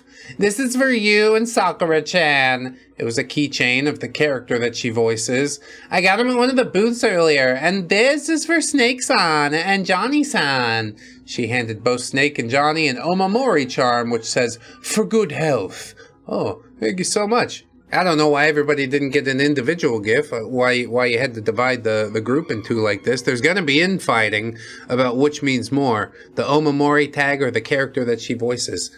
Did she fall in love with OP that week? Did she fall in love with Johnny or Snake that week? The world may never know! And the world may never care. She says, I have 3 of these back home, so I really don't know to whom I can give them. These 2 worked a lot. Yeah, I only had cancer like a couple times. Fucking, these things are ace. She also said to give the last one to one of our other staff that helped her earlier during one of her activities. After thanking her, we decided to go back. Oh, P-san, wait a minute. We 3 stopped and turned. I have something to tell you. I figured that it must be something private, so I had Snake and Johnny go on ahead. What is it, Princess-san? Oh, my spine. Ow! Stop it! Well, I was thinking about tomorrow if I could cook something for lunch. Oh my god, this girl's nuts. OP says, yeah, that'd be really great, but where will you get any? I have some from back home. There's another story behind this, but the shorter version is that she was going on another trip after this event, which explains the food that she's carrying. Yeah, she didn't bring the food specifically for OP, okay? She just met OP along the way and was like, I would like to give you all of the things that I brought. Clearly, you are the center of this literary universe that we inhabit, and I must make sure you stay nourished so we don't all get crushed by your weight like a dying star or something like that. OP thought we would think he's so cool for talking to a voice actress, for having the voice actress cook for him. It's happening in the moment, and immediately he's like, oh my god, it's gonna make such a good Reddit post, you guys. And OP says, I'm sure you need all the rest you can get. I mean, we need to arrive there at 9 a.m. And you still have rehearsals at 10 a.m. Yeah, I reviewed the schedule, and since it seems that Snake and Johnny would be with me for the whole day, I figured it would be easier to have our own lunch than to go out and buy it. She was not this assertive before. I can't think of anything else to say but yes to her. OP's out here angling. I see this for what it is. You are one fucking dirty bird, I'm gonna tell you that. She says, wow, thanks so much, OP-san. Fast forward to day 2. Holy shit, how long is this gonna go on? Can we, can I just tap out? They'll be like, you know what, that's enough for today. I think I'm fucking good. No, I can't, is the answer. Otherwise, I gotta come back to this pile of shit and stare into it again. Might as well put it to bed. That's what I say. Okay, power through. Fucking game face. How good of me to put on my game face for the thing that they pay me to do. And, so yeah, day 2. Lunchtime. Events as told by Snake. Princess asked Snake and Johnny to eat lunch with her. Oh, so it wasn't OP. She just had to inform OP that she was going to invite them. Who gives a, like, he doesn't have any fucking authority. You see my name up there in lights? Why don't you get to fuck? They'll come in and say, what do you want to eat for lunch? And I say, I already prepared lunch. Sit your ass down. And everybody does. Because that's my name up there in lights. I'm telling you, I'd be such a diva. There was a large 2-layer bento box filled with different meals. Snake doesn't have that much knowledge about Japanese foods. And as far as he knows, one portion of bento were gyudon and some veggie mix. That's awesome. That's really neat. I'm glad you're giving me the play-by-play. Next time I'm eating gyudon and veggie mix, I'll be like, this is what that anonymous voice actress from popular anime eats sometimes from a bento box. Snake told me he's somewhat aware why there's a bento box and what's been happening with Princess. Johnny, on the other hand, is the same old Johnny we know, and it seems he's now more well-adjusted to Princess. Princess, unlike the previous days, is now somewhat more feminine when talking to Johnny. That's really hard to explain, but all I could do is ask that you believe me on this one. Okay, cool. I didn't believe you at all before you told me to believe you, but now I totally do. Me, on the other hand, is pretty much meh, as I only care about getting Princess through the whole period of the 3-day event. Yeah, OP's too cool. He's too cool to care, alright? Cool guys don't look at explosions. Y'all should know that by now. Cool guys don't look at explosions. Shortly speaking, Snake's pretty much the only one getting ahead on what's happening between these two, and with that, Snake needed to confirm one thing. Hey Johnny, could I pour some of that tea? Oh yeah, sure, let me pour you one. And as Johnny was pouring a cup, Snake snatched a huge chunk of Johnny's food. Princess, you're a real good cook. Snake-san! Princess was not mad, but was really showing that she didn't like what Snake did. Johnny, on the other hand, was saying to Princess that it's alright as far as how Snake guessed through their Nihongo. Not because he's a gigantic fat-ass douchebag. Schmuck asshole. Snake was expecting a different and longer scenario, but this one confirms it still. What, you eat from his bento box and they start dry humping? I don't know what anime you saw that in, but that's not how real life works. As you all might probably know by now, Princess has the hots for Johnny Boy. Oh my god, the big reveal. I've waited so long. Like, no, fucking literally I did though. Why did it take this long for you to I'd like to formally apologize to every member of the audience, every member of the Jerry Army, for exposing you to this piece of shit. This literal tripe, okay? Patreon patrons, YouTube members, you deserve better than this, alright? That's why all of those incel tier videos are Patreon and members only now. It's not because YouTube kicked me in the ass over it, it's because I like you guys better than everybody else. And I mean, yeah, fucking money talks, bullshit walks. That's what they say. Where were we? Yeah, some more boring shit. Okay. To further cement Snake's discovery, let's fast forward to an incident that leads to the ending of this already long story. Yeah, we could just fast forward to the end of the story. I'd probably be fine with that. We probably wouldn't have missed that much. Still on day 2. 5 p.m.-ish, Princess insisted on setting out on the event hall to stroll around again. Take note that mid-afternoon is peak hours of any anime or cosplay convention. Seeing that they pulled off their stunt last time, Snake got a bit cocky and thought they could do it a second time. Screw it. Even I also had a part in this, since I gave them the go signal. That's right. Nothing happens without OP on watch, you know? I mean, if something goes wrong, he's gonna shirk all the blame off onto his subordinates and underlings, even the ones who are essentially there for free, because that's just the kind of guy that he is. He's teaching valuable life lessons, chief among those lessons being, shit rolls downhill, so open your mouth. It's valuable lessons learned. Truly it is. So as usual, Princess wore her face mask, only this time with the addition of a hooded jacket. How does that fit over the big fruit hat? They just think she's a conehead. Like last time, Princess and Johnny walked side by side while Snake followed them from behind.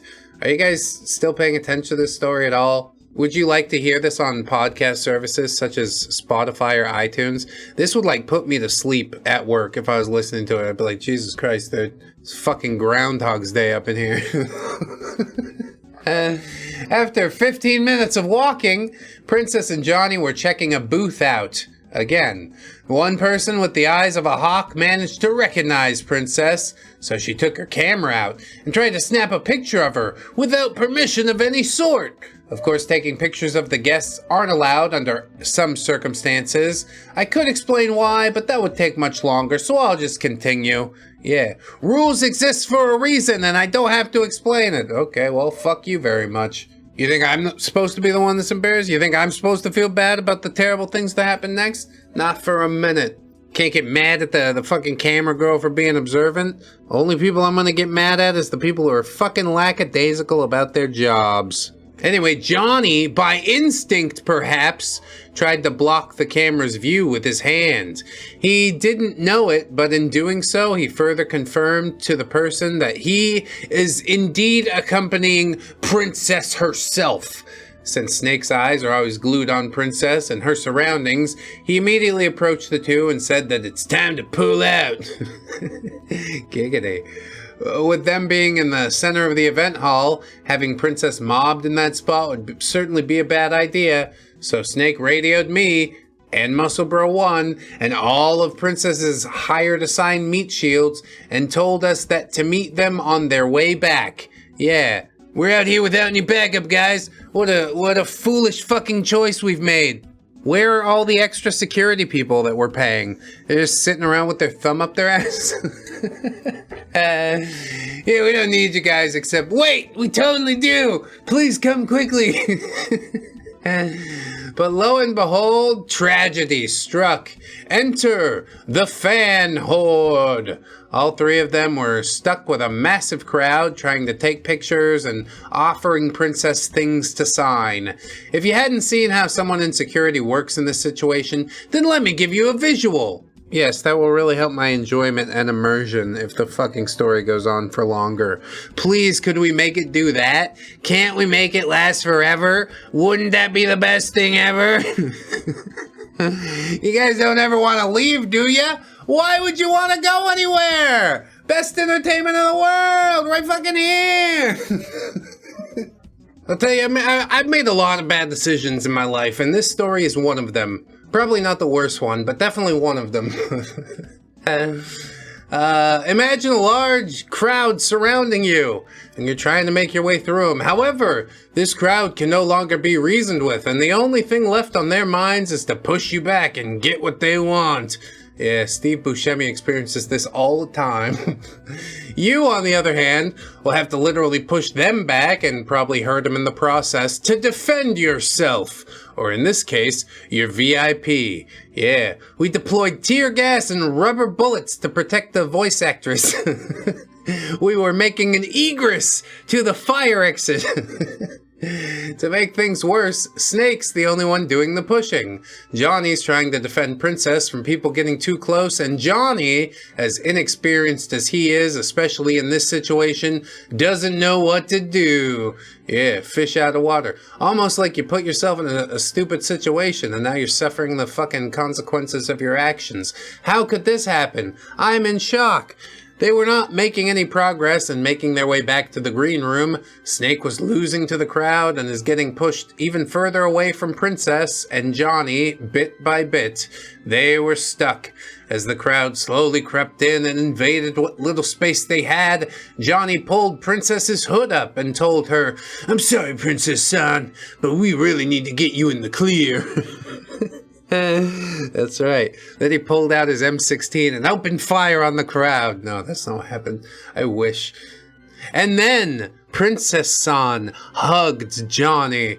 Yeah, right there in the middle of those stinky hordes. The mob of unwashed fans. Chest to chest and arms around her back. "Please make way!" Johnny shouted as he tried to walk and shielded Princess through the crowd. He was shouting non-stop as they slowly made their way. Wow, look at you, Johnny, using your voice to ask for the things that you want. Amazing. Round of applause, everybody. Snake, at this point, had completely lost sight of Johnny and Princess. They were on their own. Yeah, fucking lost cause, dude. It's tragic when that happens. Go ahead. Time of death. Right up the coroner's report. All this happened for only 2 or 3 minutes, according to Johnny. Help then arrived. Yeah, the actual people who are here to do their fucking jobs sometimes, maybe, when they're radioed in. The security guards of the event hall, who were close to the epicenter of the crowd, managed to arrive where Princess and Johnny were. With their numbers, a perimeter was finally built, giving Johnny and Princess space to breathe. Another minute passed. Me, Snake, the Meat Shields, and our security team's ace, Muscle Bro 1, arrived on the scene. Oh my god, this is so riveting. I'm on the edge of my seat. What could possibly happen? A larger perimeter was built. Wow, great. And the situation was pretty much now in our hands. Wow, you guys really got this one under control. Good job.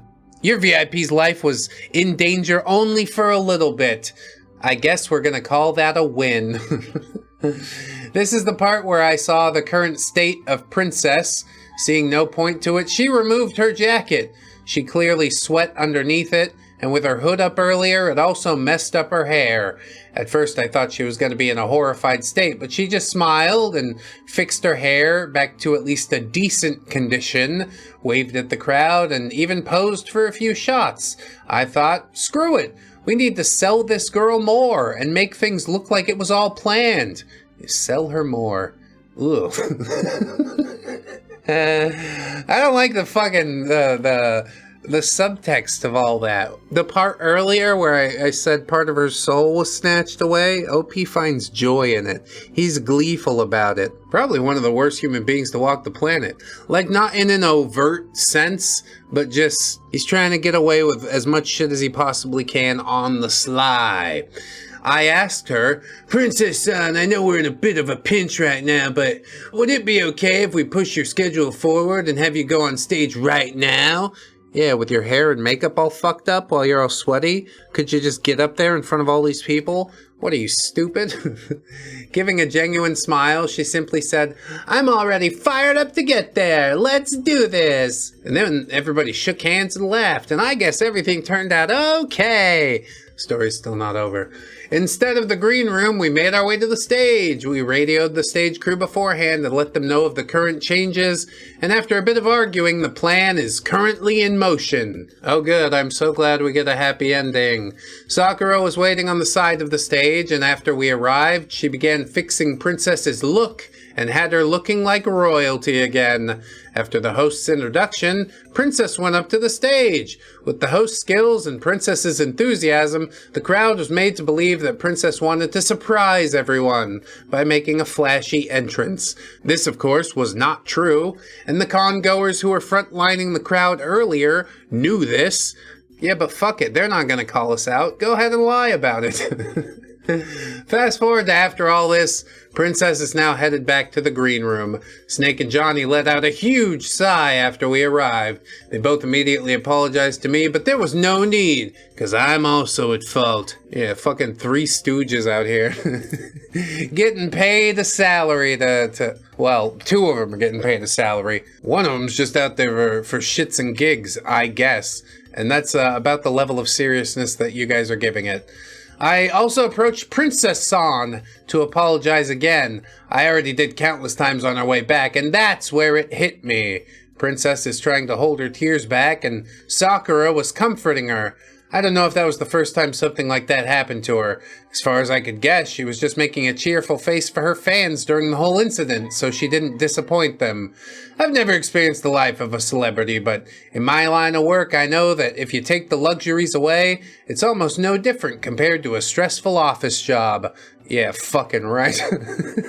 It's massively, it's worlds apart. What the hell are you talking about? The luxuries are nice, but yeah, you're giving up your anonymity in exchange, and that doesn't feel like a fucking equal trade to me. Although I did, face dox myself for a nice Valentine's Day post. But thank goodness I'm not in any capacity a celebrity, and even if I was, I'm out here in the jungle. Ain't nobody gonna find me.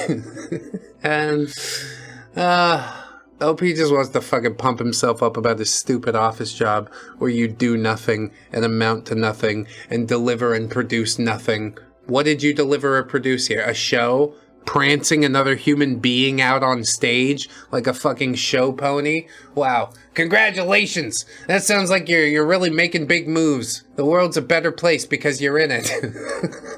And Johnny then approached Princess and offered her some cold tea. That's where her tears started to drop. I tried butting in, but Snake said, "Just let it be." I had no clue why at that point. "I'm so sorry, Johnny-san. I made us go out there. I really shouldn't have." "What the fuck? You got hurt too? I'm really sorry for that too."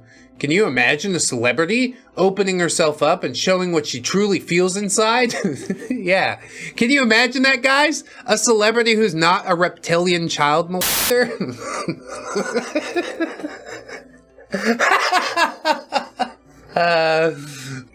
God, that's so dark. Not to mention that she's crying?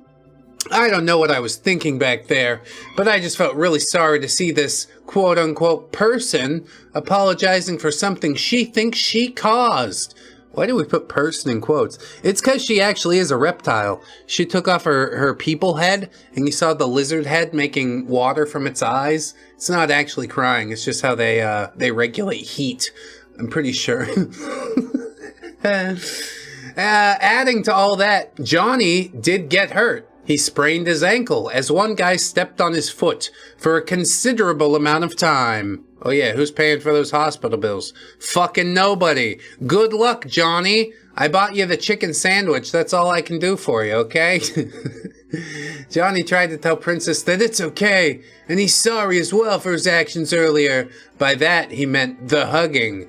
It's okay. I understand why you did that. Please don't apologize to me, since it's all my fault.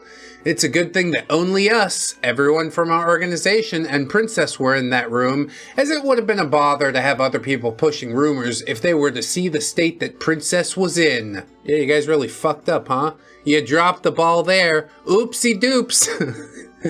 Fast forward to the end of the day, we're back at the hotel. Princess insisted that we all have dinner in her room, as it's the most spacious, to shrug off what happened earlier. We all ordered food through room service, and after enjoying our evening food and exchanging a few laughs with each other, we decided to call it a night. After we all left Princess's room saying our thanks, a few meters away from Princess's room, Sakura noticed that we were a man short. Johnny was missing, and it seems he has yet to leave the room. Here it comes, everybody. Bow chicka wow wow. Snake then told me to leave him be, and I asked why. This is when he disclosed to me and Sakura what he had learned. After connecting the dots with Snake's statements, it all made sense to both me and Sakura. What the fuck were you guys doing while they were escorting around the VIP? Actually, you know what? I'm not gonna ask, because OP's gonna write another 20 paragraphs about it. We didn't know what happened inside Princess's room that night, not until Johnny told me and Snake in one of our bro talks weeks after the event. Oh snap! Time for bro talk, bros. Just me and my subordinates. Gather around and tell me all about it or you're fired. I'm seriously playing that card. Did you do her? Tell me or I'll fire you. It was nothing intimate, but here's how it went down according to Johnny. And a bit of paraphrasing from OP. As people were going out, Princess held Johnny's arm and told him to wait. Didn't seem weird to him at the time, so he did. But Princess wasn't talking, and the last couple of people were leaving. After the last guy went out, Princess closed the door. Even locked it, as he said. At this point, different thoughts are running through Johnny's mind. He's clearly weirded out of the situation and doesn't know what to say. I'm sorry if I made you stay. Is this still about what happened earlier? I guess. You know, like we're all telling you it's not your fault. Me and Snake should've... No, it's not that. I still feel guilty, but it's not that. Then was it 'cause I got too close to you? He meant the hugging. Yes. Johnny told me he was scared shitless at that point. Was Princess really offended that he had hugged her? I'm really sorry about that. I mean, I wasn't thinking properly back then, and... No, actually, I really appreciate that you did that. Oh? What do you mean? You know, I'm always thankful to them, the fans, for supporting me, but I always get scared when they go all like that, becoming a mob, you know? I never told anyone this before. I'm really sorry to hear that. I know, it's just like part of my career or whatever, I guess, but I can never really get used to it. I'll tell you what you need to do is start carrying a flamethrower. That'll put some distance between you and the fans really quick. And Princess was shaking, and surely Johnny noticed this. He tried to ask if she was okay and offered to pour her some water. No, that won't do. I just need you to hold me again. Yeah, the cheese levels are reaching fucking maximum capacity, I'll tell you that. Johnny was confused. They stood there for a good minute or so in silence. After making up his mind, he then gave Princess a casual hug. That's not how you held me earlier. Johnny adjusted and held her closer again. And they stayed like that for, like, I don't know how long. It's a very special hug. They held each other long enough to make a baby. That baby grew up to do the roar just like his mother. And do you know that baby's name? That's right, Albert Einstein. Is it weird for me to say this? Say what? Did it fail for you in only 3 days? And he says, well, I don't know what to say. And Princess San says, me too. Wow. This is the most inane fucking love story in the world. Aren't you guys so glad that we sat here and subjected ourselves to this? I'm not. Johnny didn't know how to respond. Couldn't blame him though. Getting confessed to by an 11 out of 10 celebrity that many men considers as their waifu, I'd probably be dead because of seizures on the spot. I'd like to see that, OP. Could you demonstrate? Johnny just responded, are you sure? I'm just going along to what I'm feeling, but I can be, if we give it time. Johnny says, I'm just a nobody. And she says, please don't say that. He says, why not? I mean, you're a celebrity. You know for a fact I'm just still a person and a girl. Silence once again. Princess broke it this time.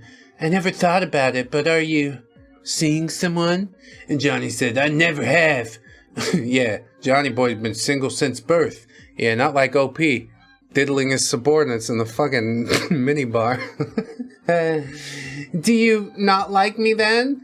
There's nothing not to like about you. Then why hold back? I just need to think about this. It's all new to me. Then I'll wait for you. Princess broke the hug and looked at Johnny. I know everything's so sudden, but probably going a bit too fast, but I'll wait for your answer. It won't matter to me where you are. I'll be there to hear your answer. And he said, thank you for understanding. I guess that's kind of sweet, you know. He didn't try and push it any further. He's like, just give me some time, all right? I know you're super hot and stuff, but I gotta think about it. That's good for you, Johnny, not being led around by a prick. That's an important skill in these days and times, I'll tell you that much. Got more respect for Johnny in one tale than I ever had for OP. Anyway, after all that, Johnny went back to his room and nobody knew what happened. Fast forward a few days, the event was over, no more big fuck-ups happened on the last day. As scheduled by our client, Princess has 1 day of rest after the trip before she'd fly out to our next event. Though this was supposed to be her rest day, Princess decided to have a monster shopping spree. Yeah, capitalism! Oh, it's just an orgy of excess. When I feel empty and dead inside, I buy myself a Louis Vuitton bag. Okay. Yeah, that'll work.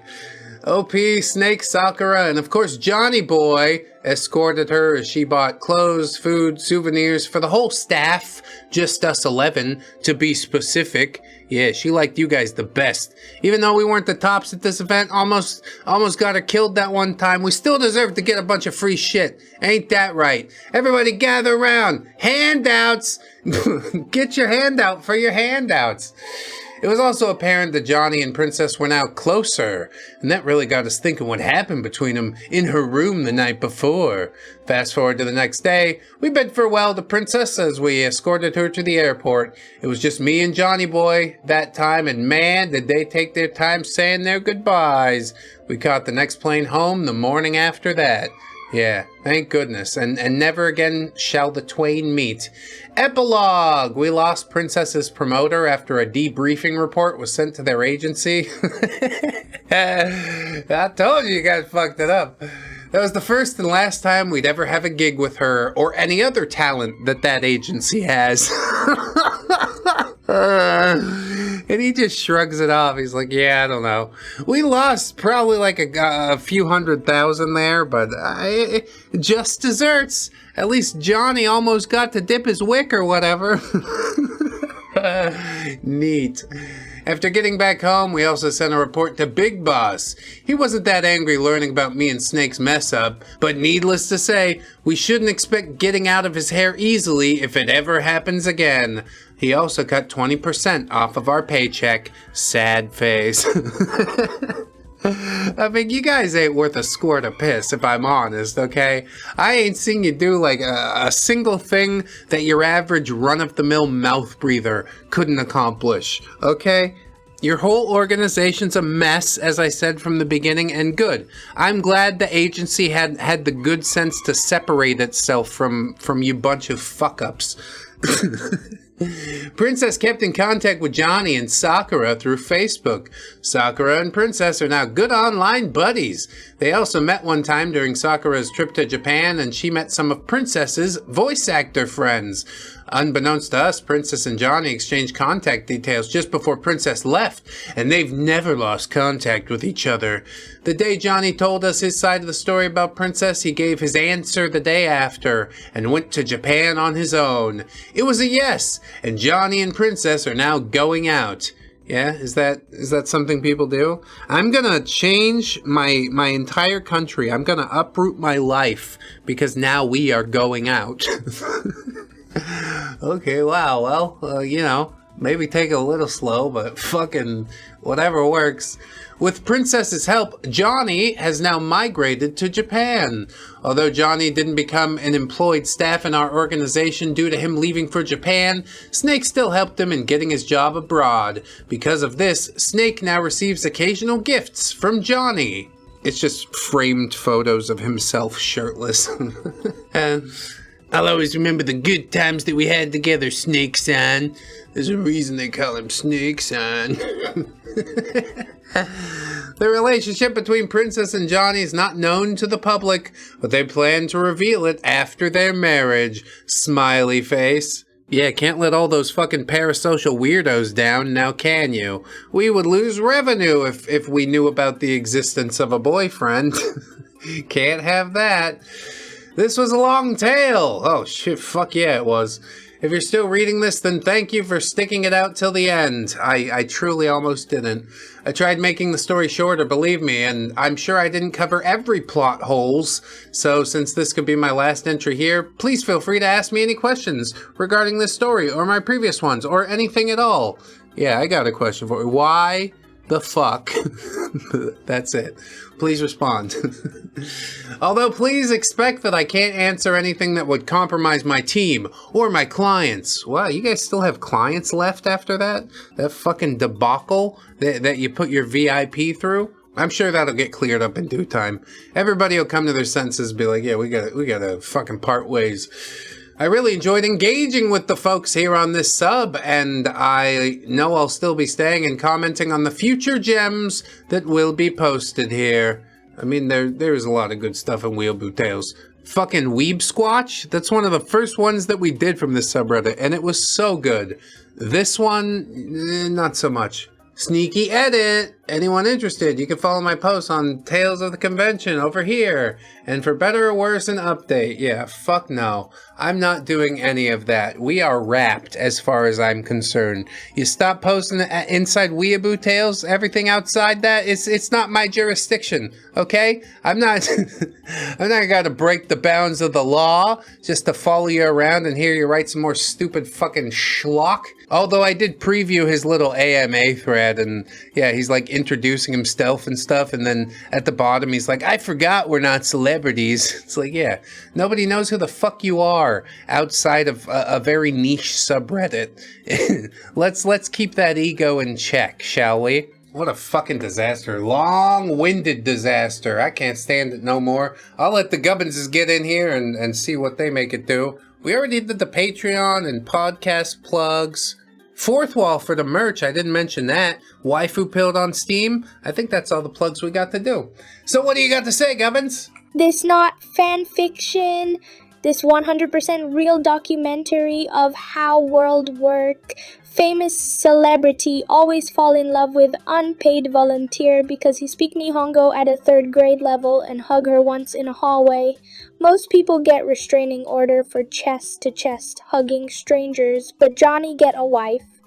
It like if Gubbins pet a stray cat and it turn into a princess and give Gubbins a car. Very normal. Very professional for OP to lose client and 20% of pay for this. Gubbins. Dunked. Nothing but what he fucking deserves, that's what I know. This is a classic white knight delusion wrapped in the desperate prose of someone who has watched too much shonen anime. He has transformed a professional disaster and a sprained ankle into a romantic legend to soothe the sting of his own crushing mediocrity. Dark Gubbins. Ooh, crushing mediocrity. I think I gotta give it the dark one there. Which means for this saga... It's a tie! Another tie! Don't ask me why! Don't